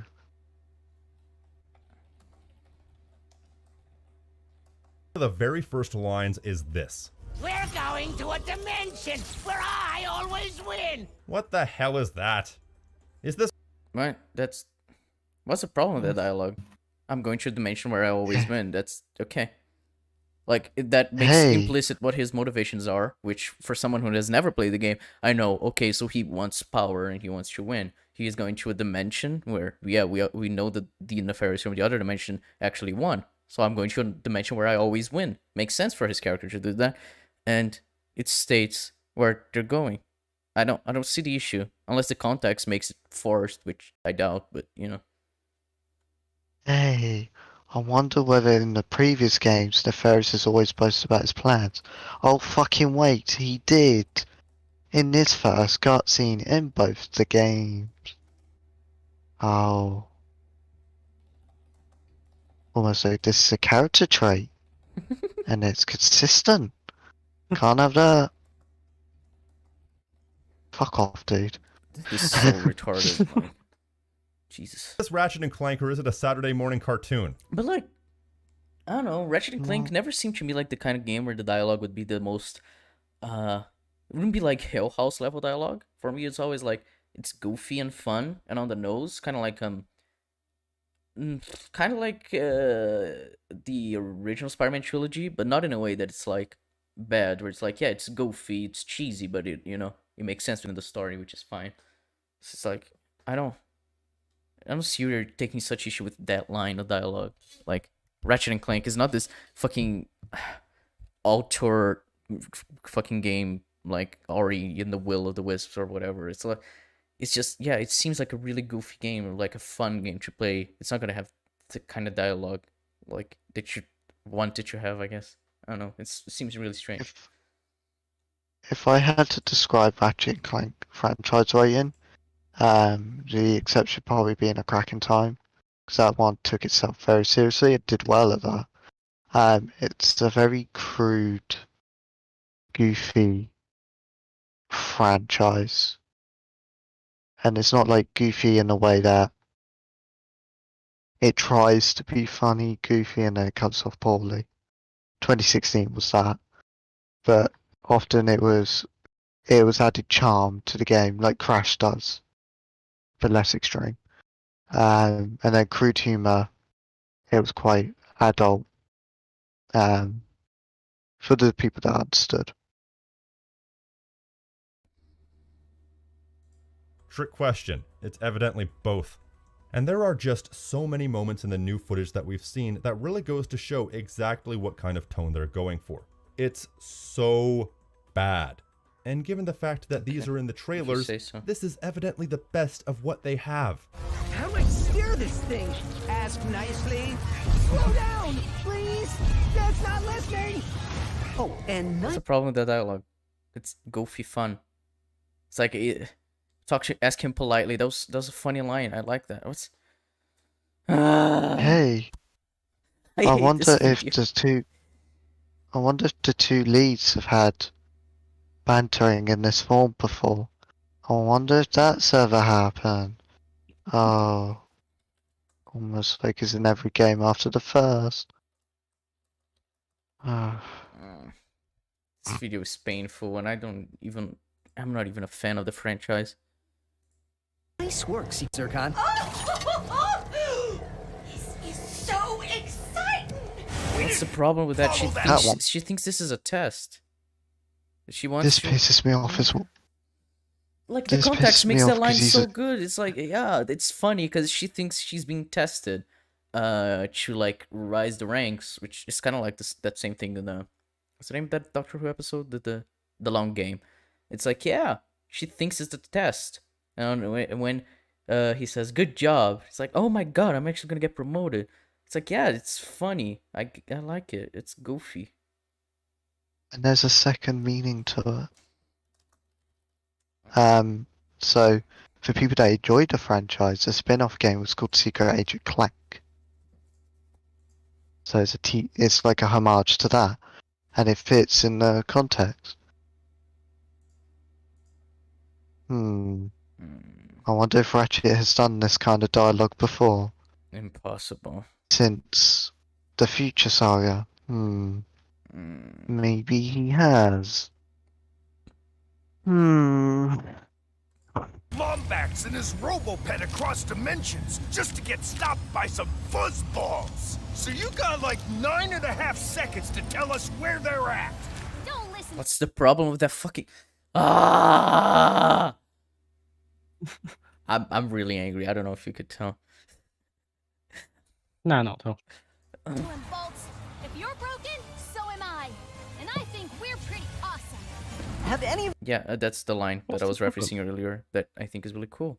It says a lot about her character. She can empathize with Clank, and she can, if you're broken, so am I. She realizes the failure of her ways in her life, but she's trying to help people, which is the same thing she inspires Clank to do in that moment. Even though he's broken, he can't fix them as the old Clank would, but he can morally, which is really cool. I like that. That's a neat line. It's like really cool line. Yeah, it's almost like Clank doubted himself there, and decided to do character building. Yeah, and we already know a lot about Rivet from that fucking line. So I don't know. Seems like she is getting a bit of depth that he's asking for, and he said there wasn't, even though we only see like 10 minutes. So that's cool. Have you seen a little bot anywhere? Green eyes, red antenna, very charming. Yeah, I'm sorry. He's literally looking for Clank. He's looking for Clank. I could just imagine like a fucking film. Someone asks a security guard, "Have you seen my friend, blue eyes, red hair, really charming?" And then I just see him, this dude reviewing the film, like 0 out of 10. The dialogue was terrible. When he was looking for his friend, he fucking described the way his friend looks like. What a cunt! Like, Jesus fuck, this is so bad. This is just meme bait shite. What? And the worst part is, much like 2016, it's looking like each combat scenario is going to be filled with constant, unnecessary, cringeworthy, quippy dialogue. So once again, nobody knows how to shut the hell up.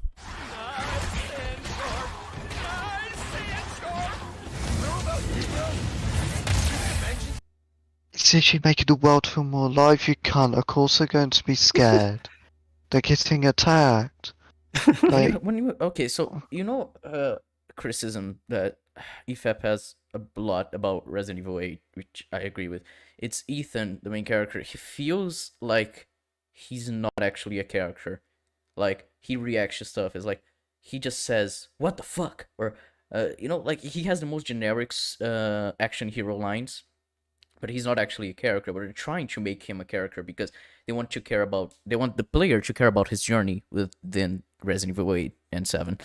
And so it's like it becomes really bad because his reactions are not, they don't work with the reactions a player would have and not with the reactions a character should have in that moment. So you can and there are games where it's like Far Cry where the characters are mute, so the reactions are purely from the player. But when you have a franchise like this where you have a character like Ratchet, he'd have this personality and this development from all these games.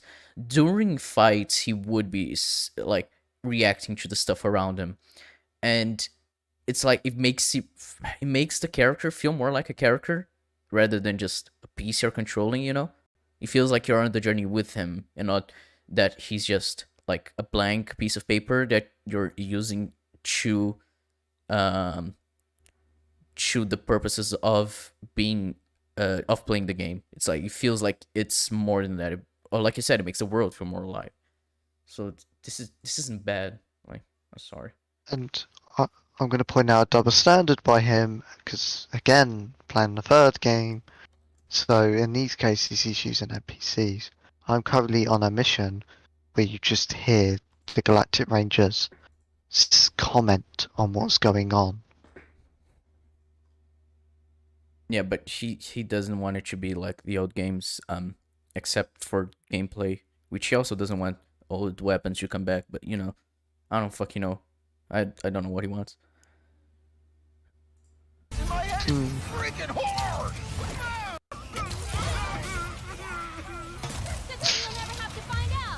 So that was a lesson they didn't take to heart. In fact, some of the things I've seen makes me think that they haven't really learned much at all. Like the Mrs. Zircon vendor. Miss Zircon will sell you weapons, but you gotta be less conspicuous.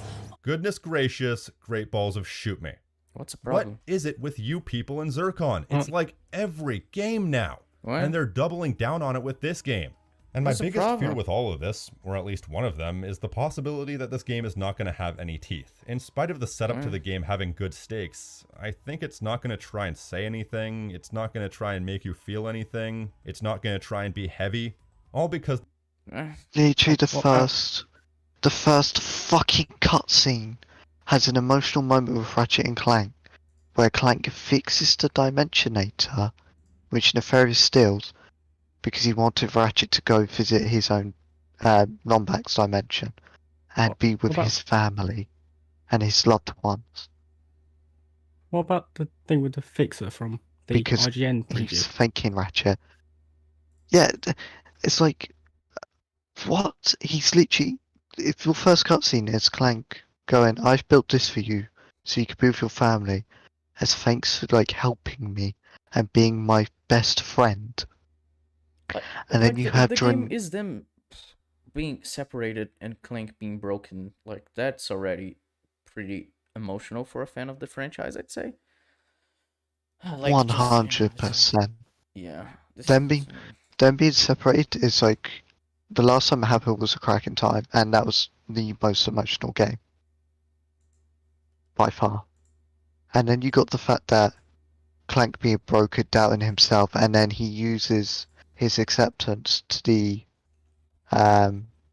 whatever big guy's name is, showing that you may be broken, but that doesn't change in what you can do.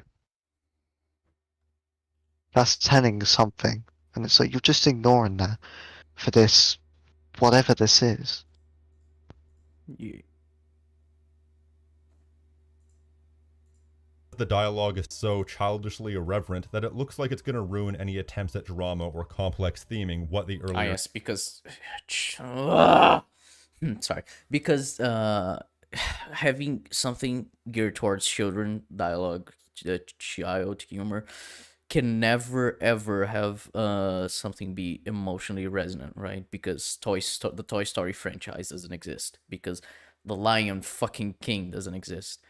Like, this is just really disingenuous. It's like, like, I'm not saying he's saying that it's 100% of the time, but he makes it seem it's like it's usually the idea, and therefore it's not gonna happen. Therefore it's probably gonna happen, and he's making a judgment of how good the game is gonna be before it releases. So that's just assumptions based on some faulty logic. So fuck off. games had.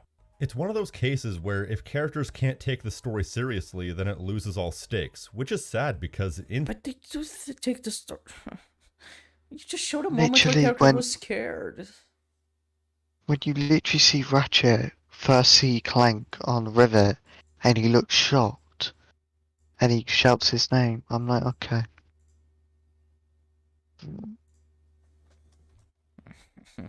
Jeb, I hate this video. It gets worse. He still hasn't got into the sexual assault, which is gonna be Oh, interesting. the mental theory, it looks like this gymnastics. game is going to have some of the highest stakes in the series. The way the Resistance is being hunted down reminds me of the Sentinel Apocalypse and X-Men. So if they just restrain themselves, this could be the best story in the series, or at least among them. Like, fingers crossed the drama can overpower the subpar dialogue, because otherwise it's looking like Rift Apart might be as bland and homogenized as 2016 was for the sake of that sweet, sweet mass appeal in spite of the great setup. Yep, can't say I have much hope for getting proven wrong in this case. I could be proven wrong, but I don't have much hope. And part of that has to do with the lead writer. The Here lead we writer go. of Rift Apart is someone named Sam Maggs. Okay. So, before we really get into it, she's not the lead writer anymore. Okay. She was for a period, and then someone else took the helm. It wasn't like she was shit or anything. She just did her part, and then the person finished the rest off. So she still has influence in the game, Right. if that makes sense. I'm not familiar with her, but her niche seems to be comic books based around the concept of girl power. And also My Little Pony. Ugh. Now, I think, in theory, that's pretty cool, because who better to write a newly introduced female character than someone whose entire niche is female characters? In fact, I'm willing to bet Rivet was her idea, and that's great. We can never have enough strong women in media. But Sam Maggs has had some, shall we say, interesting takes in the past? Oh boy, none more so than... Here we Well, go. Online, they can take your character, lock them in place, have made their character pantsless, and then can simulate sexual assault with your character, and you are helpless to stop it. You can hear the person on the other end who's saying these things directly to you, and they're saying them directly to you. That's a whole other level of harassment, really. Okay, so, for the record, I've had to rewrite this bit like 5 times, because this is a complicated subject to bring. Before we should get be to really it as good well. Yeah, it is not good. But before we get to it, I think this event happened 7 years ago now. So Um, her views probably changed a lot since then. Yes. and he's using it, and he's using this topic to suggest that the writer be bad, when these don't correlate at all. Like, shouldn't he just have read some of the comics that he mentioned that she's written and be like, these are not good. That's why the game's probably not gonna be good. Rather than getting Use a common random clips. sense. Yeah. Cause like It gets worse. Cross.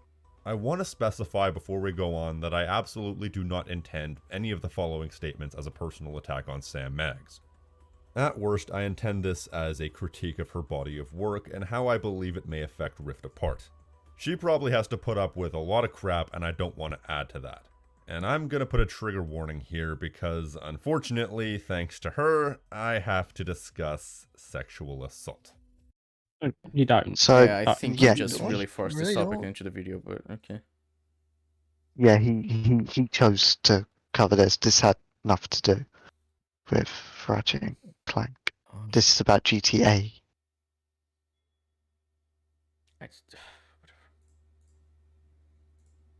Yeah, so I played GTA Online for about 2 years straight, so I have more than a little bit of knowledge on the subject. Wow, 2 years straight. Oh, what? I've been playing GTA Online since 2014. What, 7 years? I stopped like in the last year, so yeah, 6 years. But 2 So- years while we, whatever. I don't know. So you're going to see what argument he makes, and I'm going to be able to debunk it very quickly. At that time, I had one single instance where a hacker locked the entire server into the pole dance animation, and that was the worst of it on the hacking front. It's kind of funny in hindsight, which leads me to believe that whatever happened here was an isolated subject that was blown out of proportion to make people who play games look bad. Let's be honest, because mainstream media has had a long-standing axe to grind with gamers to the point. So, his point is that because he played for 2 years straight, it was an isolated discipline out of proportion. So let's consider a few things. One, he's saying 2 years straight since 2021, so for 2019. So this event happened in 2014. A lot could change in 5 years, especially in terms of game design where it'd be more robust. So that's one aspect that he hasn't considered. Two, just because something doesn't happen to you doesn't mean it doesn't happen altogether. I can, for example, go out in the evening for 2 years straight. I don't get assaulted. Doesn't mean no one else does. That logic can't work. He has no evidence to suggest it wasn't what happened. I don't know the full details of the situation, but based on what he's describing, he's presented faulty arguments. Is more my point. So based on this, he's so far criticizing her on faulty notions that don't make sense. Yeah.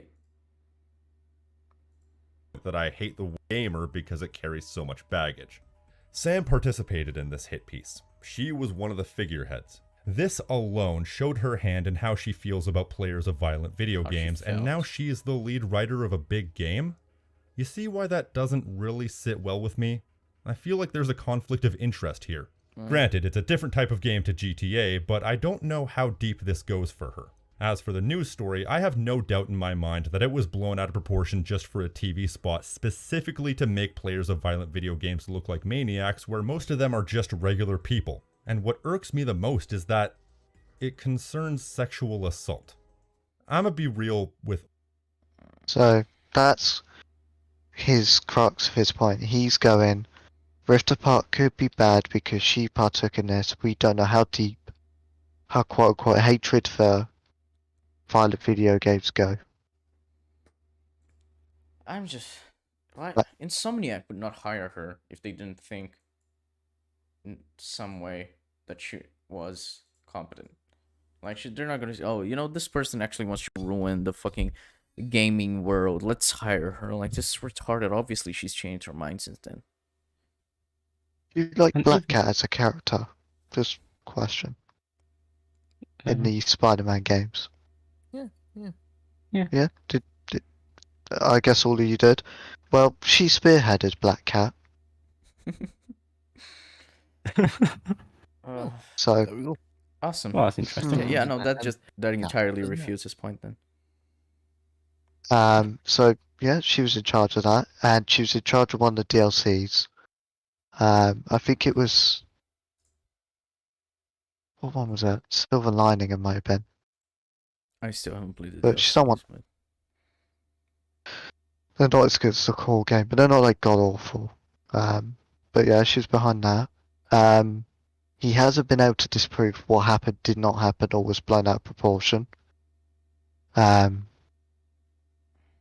So, you know, he's going and making a serious kind of refutation against her on the topic of sexual assault, which I found a bit. This isn't a good territory to get yourself into, especially to insinuate she wants to do a hit piece on gamers when she writes games for a living. Yeah, this seems extremely Partially. disingenuous, yeah. If I had to give my limited knowledge on the subject, I don't think what exactly she described happened, but I do believe she got harassed in some form. That wouldn't surprise me, with how the community was back then. Mhm. And harassment is a serious problem, mainly for female gamers. If you conduct surveys, a lot will say they're uncomfortable. And it's something that's not really truly understood still. Not to say it's a majority kind of deal, but it's enough where you kind of need to do action against the problem. So, yeah. I think he's been disingenuous again here. With all of you. The topic of sexual assault hits very close to home, figuratively and literally. I'll say no more than that. There is no group that I sympathize with more than victims of sexual assault. And that's why it hurts me so much to see the topic being watered down like this for the sake of grinding an axe. So, a few people were fooling around with animations in GTA? How does that actually affect you if it happens? So, this angers me. So, he goes, oh, it's been watered down for an axe to grind. Then he goes, how does a few animations impact you? Or harm you? What triggers you is completely subjective. This is really it's the kind of thing where it's like, yeah, it's not actually physically harming you. It's still something that they don't want to see. So it's like, I can see why they'd be upset. So I don't know. Especially if they're trying to play a game and they're not being left alone by a stranger and they're hearing things from the stranger. Yeah. Like, and to go, oh yeah, they wanted to water down, then to water down yourself to, it's just a few animations. I'm like, what the fuck? Do you not see what you're doing? Happens to you. You can just report them and quit out of the server. You never have to think about it again. I'm not sanctifying the people who did this. It's scummy, and it could absolutely give traumatic flashbacks to victims, but I think it's misguided and destructive to treat them as in any way comparable. I promise, I'm not trying to be dramatic. And all of this for what? To make gamers look bad? To further her own career? What? Dude, who the fuck cares? It has nothing to do with Rift Apart. Get back to the point. Fucking Christ. Now she's the lead writer of a game. So, how does this abhorrent behavior affect Rift Apart? Well, I won't mince words. I'm expecting surface-level insulting theming running throughout the entire game, because I'm all but certain she doesn't like us much. At best, she doesn't like us much. It's just why she's worked on Spider-Man PS4 and fucking is now working for Ratchet and Clank Rift Apart. As the lead writer, she clearly doesn't care. Like, yeah, that makes complete sense, dude. Congrats. No respect for her audience. It actually angers me that he uses an incident from 7 years ago, and I think even in her history towards gamers is an isolated one. One that seems to be quite serious. I don't know the full extent, no. And someone who's shown to do writing in games, and to go, yeah, she's just got to do insults. when you could check her work instead. But no, you base it off this one instance with quite inaccurate information on a lot of sides. And a very volatile situation. It's quite scummy. Yes, extremely. At work, she could outright hate the game's audience. The GTA Yeah, ordeal why is she's just one of the working things well. Whatever.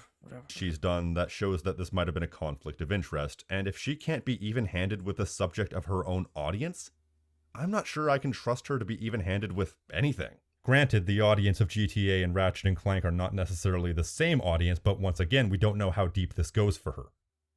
Howard, you literally earlier made the argument that Sonic, Mario, and Ratchet and Clank are not similar platformers in any regard, and then you're saying how Ratchet and Clank and GTA might not have different audiences.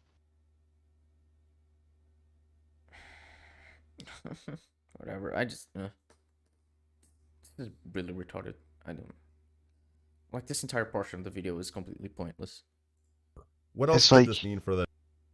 You can't say they're different games in the platformer stuff, which means you have different expectations, and then go, these two completely different games might have similar audiences.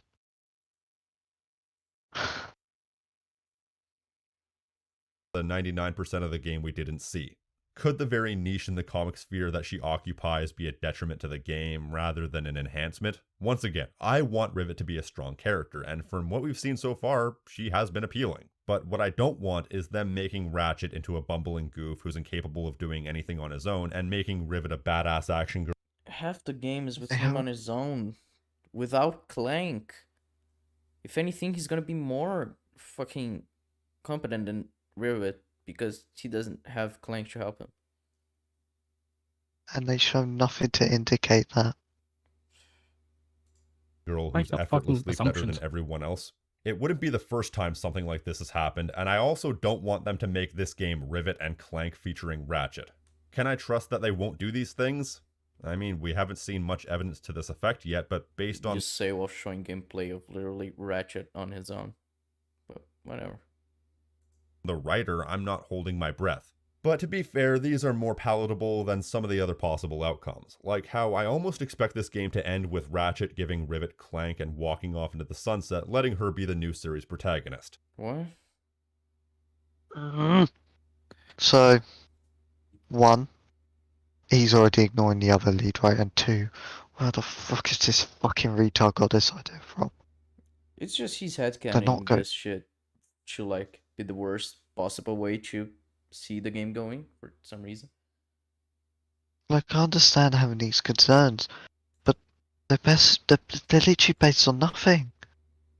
You're making mental gymnastics to justify your point. Use an incident from 2014 that has no correlation. It clearly doesn't hold anymore. I just... That would be worst case scenario, and it wouldn't be the first time that Sony exchanged a beloved series protagonist, so that's why I think it might be a possibility. No, it's not Welcome it's to Naughty the Dog, it's fucking action. Insomniac. What are you... whatever. I'm really trying to be even-handed here, but basically, not. from who the lead writer is, I have my reservations, which are on top of all my other reservations. Sure. The fact that I'm whatever. expecting any of this and things like it is It's not not a a good lead thing. writer I'm anymore. ready, willing, and able to take the L on this one because more than anything I've said so far, I want to You be should be. proven wrong on this front. I will give her this, the hit piece was directed at specifically violent video games and online games, so maybe her contributions will be more positive to a more cartoony setting that's fit for a wider audience. One can hope. Gaming is a vast thing these days, and the world of GTA would probably be much less appealing to work on for someone like her than something like Ratchet and Clank. We don't know yet. That's the trouble in discussing a topic like this. Everything comes with a caveat, and there's no real certainty for what any of this means or could mean. Shifting gears out of that touchy subject, beyond that, much like 2016, there's Finally. probably going to be a lot of cringe, as we've seen some already, and a lot of really obvious and desperate attempts to be relevant to the kids. I stand by the fact that I fully expect to see Rivet flossing, and I fully expect Dr. Nefarious to mention building a wall and making the squishies pay for it. If you're fine with that, if this is what you want out of Ratchet and Clank, then Oh, that's on you. hold But a on, lot of hold people- on. So, if Nefarious did make that joke, that's fine, based on what the series has done. So, Ratchet Clank 3 had a Bill Clinton archetype. Ratchet Clank 1 to 3 made jokes about pro-consumerism, monetary greed, capitalism, war. It's always been political, like unironically. So you want to ignore that and get angry over Trump? You be my guest, you little cunt. Like, you have at it. Fuck. People do agree with me on the series. People wanted to talk about how many dislikes I was getting on the previous video, but it was still hovering at a 70 to 75% like to dislike ratio. But you know what? I was looking to avoid speaking into an echo chamber, so I decided to get some second opinions from a couple of other people on this game. I asked 4 different people I knew who were Ratchet and Clank fans 2 questions each. The first question was, what? So he's asked 4 different people that he knew. Now, based on this video, I don't trust they're like made up or they're people he's influenced. Right. I don't believe they're objective sources. Mm. It'd be like if you, Marcus, went to specifically me, Neb, and 4 about our feelings on Legion, expect for a balanced response. Right. Looking forward to based on what we've seen so far, and the second question was, is there anything that you don't like based on what we've seen so far? Now, I'm going to be referring to these people by pseudonyms for anonymity purposes. I'll call the first one Joe Scarpa, the second one King Henry VIII, the third one Lawrence, and finally Mr. X. If they wish to reveal themselves, they're free to do that in the comment section. Starting with Lawrence, because despite the pseudonym, he's ironically a very recent fan of about a year and a half, and I wanted to get the newcomer's perspective more than anything, and these were his responses to the questions.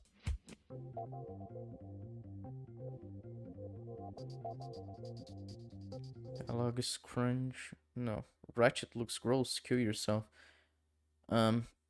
It'll mostly be a meme game rather than some epic story that it could be. That's retarded. It sounds like a kid talking. So, yeah, no one speaks like this, and it's very similar to what he's been saying, isn't it? Yeah, I mostly agree with what he has to say. It's a gorgeous looking game, much like 2016, but it doesn't look like it's going to live up to what it could be. Meme bait is a very good description. Now, King Henry VIII is a much longer term fan, and this is what he had to say. Just hit the thing about yeah. Game looks like it will be fun and visually pleasing. Jeez, these answers are terrible.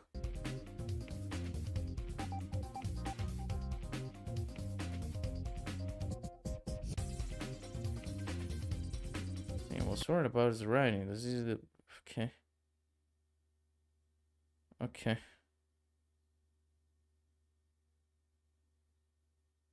Oh, yeah, it's not convenient. Yeah.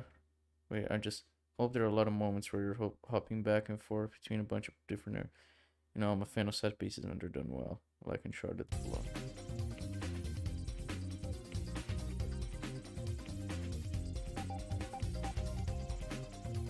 Just to know how they can. It feels like more of a gimmick than anything else. You're retarded. Though who knows, maybe her and Ratchet will find solace in each other's company and end up enjoying her a lot. Her and Ratchet, what you mean, her and Clank, whatever. She seems alright to me, I guess. I just have my expectations quite low in that regard. Okay, whatever. King Henry VIII is keeping a more open mind about a lot of things, but once again, it does seem to keep coming back to the same issues. Third is Joe Scarpa. So, we've seen 2 so far. Have you noticed an inherent problem as well, asking people you know personally these questions to not seem in an echo chamber? It definitely seems like an echo chamber, or at least people he made up. Like, it genuinely seems like he's just saying what he said before, but like, no, oh, see, other people agree with me, so that's fine. To get an objective source, you want to ask fans that you have no relationship with. Yep.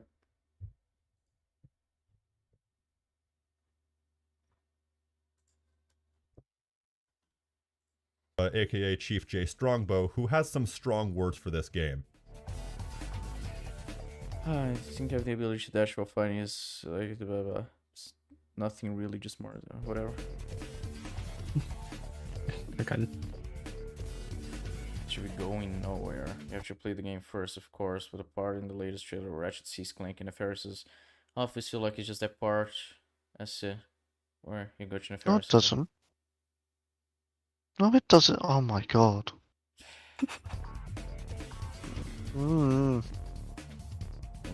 Nefarious' office. And you know there's what? just one I thing you feel can pretty do. much the same as him. It's hard Oh, to get really? How? course you do. Wow, I'm so shocked that you feel the same as him.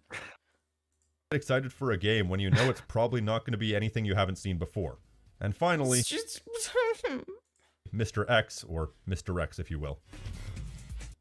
Wonder if there's someone who disagrees. That's like the most inspired RNC game since Kraken time, so there's a lot. The level design looks more open-ended and less railroaded and everything since Deadlock. The plot will retread of Jack 2 and Sonic Forces with its resistance shit. Sure, whatever. Actually, it looks like it might have some of the tension and radical redirection of the older games. Hey, he's actually being positive. That's cool.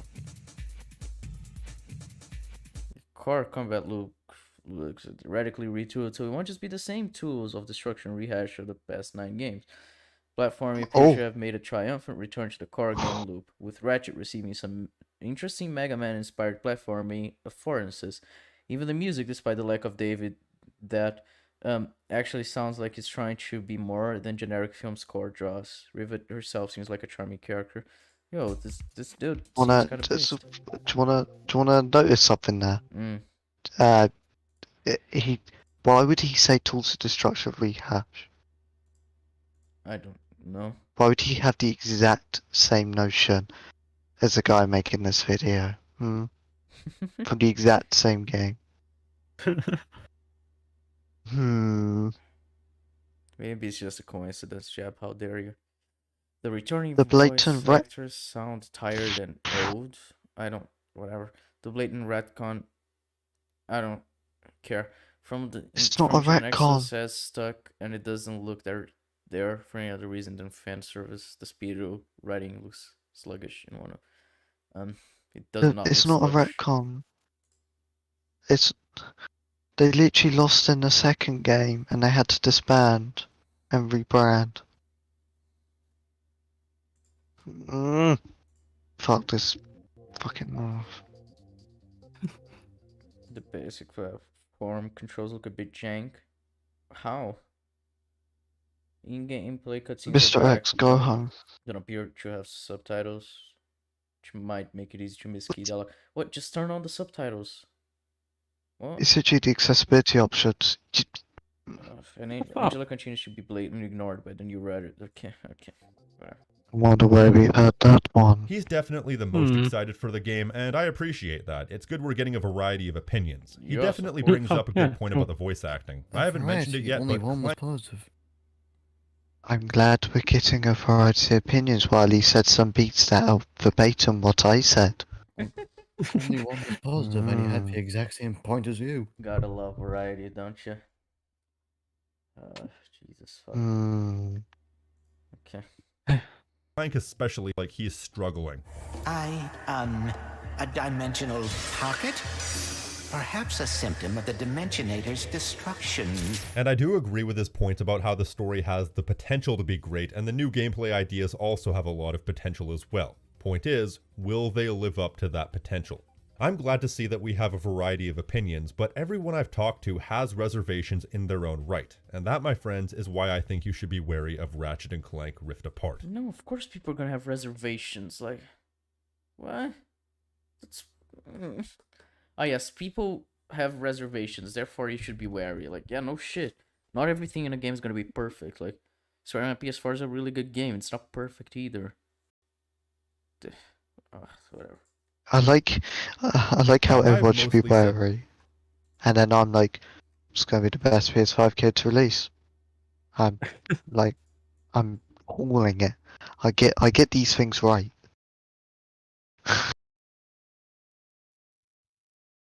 Alright. My piece on this game. It has potential to be the absolute best game in the series, and at worst, it's probably going to be okay. In fact, it's probably going to be pretty great as long as you keep the TV muted, but I'm still not really holding out much hope for it being as good as it could be. I'm expecting a game that balances out to a 7 out of 10 to someone like me who's a longtime fan and wants more out of the series, and given what's going into it, it should be more.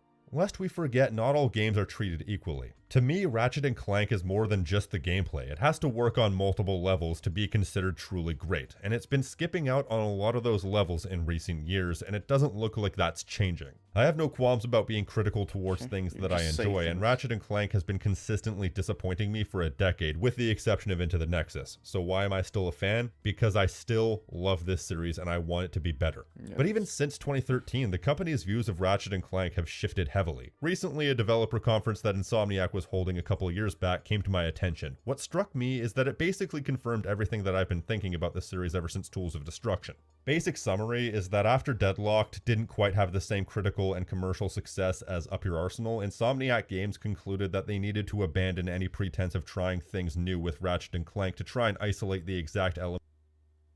Cough. What? He cut you No. off, so all I heard was a cough, and I thought that was funny. I said fuck off. Alright, Like, that's not what they did at all. But they literally, if you look at, fuck's sake, if you look at 1 to 4, and then look at how big of an evolution Tools of Destruction is, they went bigger in scale, much bigger. And they evolved gameplay-wise because Ratchet Clank needed to keep selling.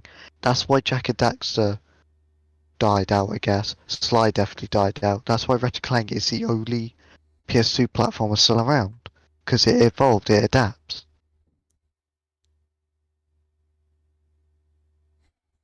Elements that made Up Your work and exclusively make Ratchet and Clank that. Okay, so what do we mean when we say franchise DNA? These are the core pillars of the game from both a gameplay and lore perspective. No matter what you change from game to game, this is the stuff that stays constant so that each entry feels like it was made by a singular voice. It's one of those things you don't really think about until you see it done poorly, and then when it's done poorly, it really stands out. You see, what that confirms to me is that after Deadlocked, they essentially wanted to conclusively stop experimenting with Ratchet and Clank because they had a... That's... what? That's not... That seems like the opposite. You have these core values and then you're going to change everything around it. But the core values stay the same. So it feels like a Ratchet and Clank game, you know? Like... Let's break this... Let's get into this meaty one. Let's do this. Ooh. So, Ratchet Clank 1 comes out. During its development, it was, 2 was being developed as well. 2 innovates on 1. 3 was being in development as 2 was coming out. 3 innovates on 2. Deadlock completely changes the system. Deadlock gets unfavorable reviews. Well, Structure comes out, innovates from 3, good reviews. Quest for Booty, a side thing, did alright. Cracking Time innovates on Tools of Destruction, gets up your Arsenal reviews. Then they tried experimenting again. Mixed reviews. So the best games that he is citing still had core values. Every franchise needs a core value, it needs its identity. It needs to go, why this franchise over any of the others in its genre? For example, Sonic should be the fast-paced, momentum-based platforming. Mario should be the simplistic style that's accessible for anyone and is always innovating on itself. What's another example? Platformer-wise. There's one in my head that's just left me. But you get my point. It has its core identity. In Ratchet Clank, when it started experimenting with Deadlocked, all for 1, that's when it got criticised. And that's what he criticised. I hate this guy. 10-point drop on the Metacritic score. They wanted to make what they saw as the definitive Ratchet and Clank experience, and that's exactly what Tools of Destruction was to them. In essence, it was just individual elements of Up Your Arsenal isolated and blown up, and that's why Ratchet and Clank has been so samey over the past decade. They've outright said that this is what they believe to be the definitive Ratchet and Clank experience. whatever. And once again, given the fact that Ted Price has outright said that the writing in the original games is cringeworthy, that just shows me that they fully believe the recent games are exactly what Ratchet and Clank should be, and they don't see the series as anything more than kiddie fodder anymore. Even though they're capable of something like Spider-Man 2018, which is peak video game storytelling. I will die on... I disagree with that. It's not that good. Far from being that good. The story is good, but Jesus Christ, peak video game storytelling show. Yeah. Like, earlier he said, oh yeah, they're just taking it for free. And like, for basically innovating it. And then he's like, they're going away from the original trilogy's writing and stuff. I'm like, so which is it here? Like, what do you want, man? Because you're going, anything after a cracked time isn't good. But those were the most experimental ones. If you play Full Frontal Assault, is a tower defense game rather than platform third-person shooter. All for One is a co-op focused game. Enter Nexus, which you praised, goes back to the norm. Ratchet and Clank 2016, a movie tie-in game. Like, but they go back to the norm. You have praised it. I don't know. that hill. The thing Ratchet and Clank has become was not an accident. This is exactly what Insomniac Games wants it to be, and that's why I've constantly said that Insomniac Games has entirely lost the plot as to what made Ratchet and Clank good. The gameplay's been fine, but it's been the same fine for over a decade, so you need something to shake it up to make it worthwhile. One thing I've noticed is that they're deliberately trying to minimize the references to either continuity in Rift Apart, and I think I know why. Because the last game was the most successful game in the series for— But what? That doesn't... No.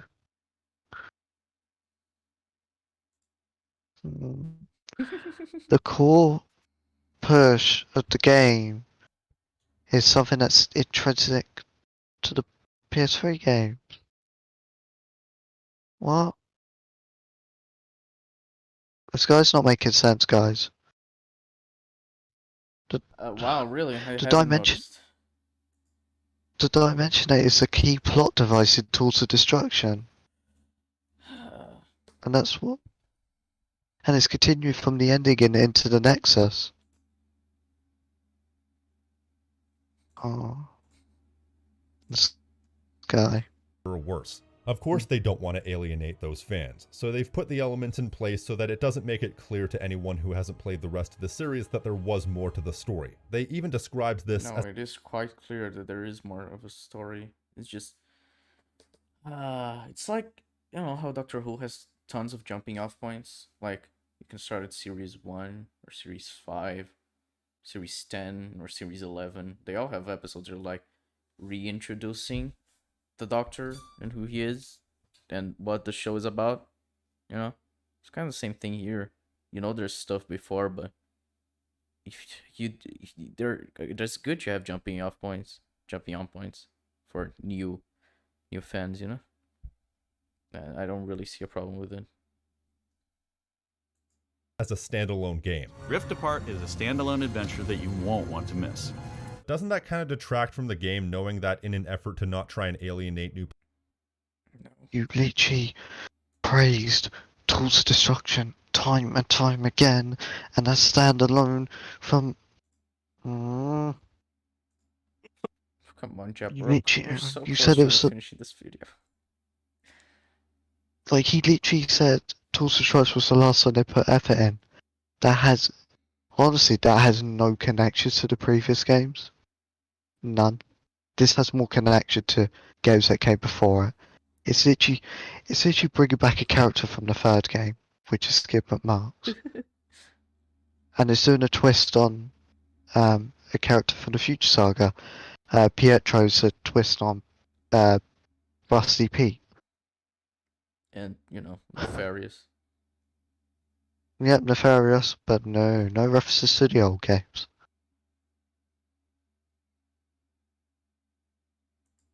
players they've everything up until now not matter? I don't know, I guess results may vary. But honestly, it doesn't matter if the game takes place in Universe 1, Universe 2, or Universe 741, because regardless of which continuity it takes place in, if the same things are bad either way, then it doesn't matter. And Joe Scarpa's point about the series running in circles has been really eye-opening. Let's take, for example, the future games, which, for all their faults, attempted to tell an epic and conclusive story with several plot elements that played into this story. You know, Dr. Nefarious coming back, the Dimensionator, the Great Clock, Alistair Azimuth. This is all great stuff. But the problem now, looking at what Rift Apart seems to be doing, is that, well, all those things that played into the series to such a heavy extent at the time now seem to be getting thrown in just for the sake of making another game. It doesn't feel like they're making a big deal out of any of those things coming back, which were big deals in the past, so it just feels like more standard fare. It feels like they're watering down plot elements so... Aren't you the same cunt that just complained that Nefarious is in the game and that Rivers get a lot of focus? I don't understand you. Which is it with you, man? You can't go Rivets had the main focus and then go there watering it down. That doesn't make sense. And this is the kicker, we've never had a playable Lombax ever. We don't really have multiple playable characters but All for One and Secret Agent Clank with Quark. So I don't know, man. Maybe you're bullshitting it. So they can be used over and over again. It feels like none of it actually matters, and as a result, the past 15 years didn't matter, and nothing will ever really matter going forward.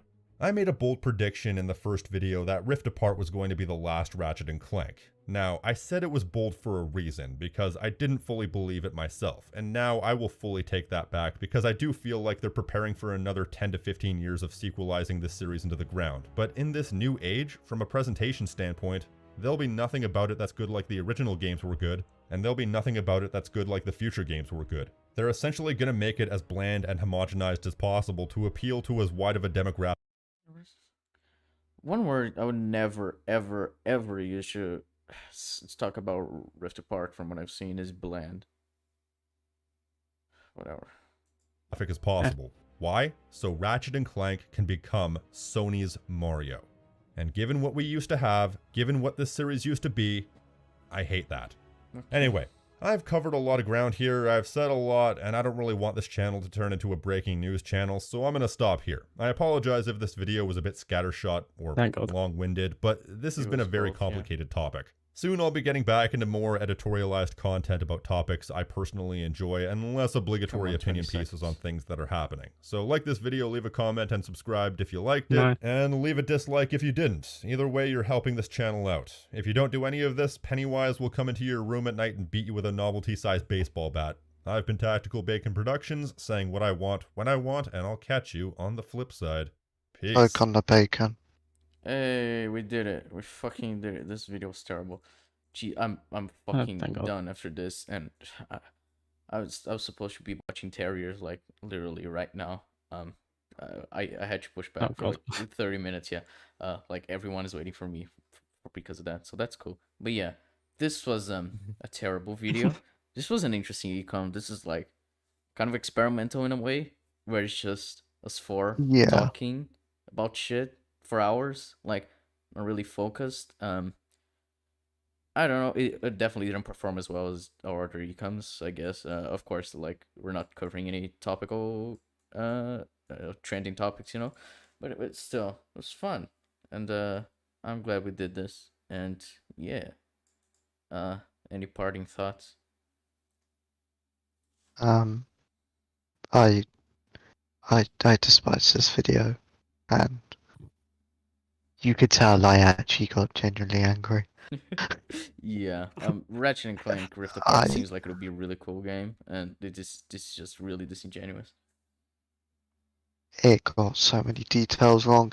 Bearing in mind, I'm marathoning through the game. I haven't played some of the games in a while, and I can remember these key details right away. This guy has no excuse. He could do research. I mean, he claims to be a big fan of the franchise, so you know. He could fuck off. But yeah, thanks everyone for watching. This was fun. We'll catch y'all next time. Yeah, see y'all later. Watch The Father and Minari. Yeah, good.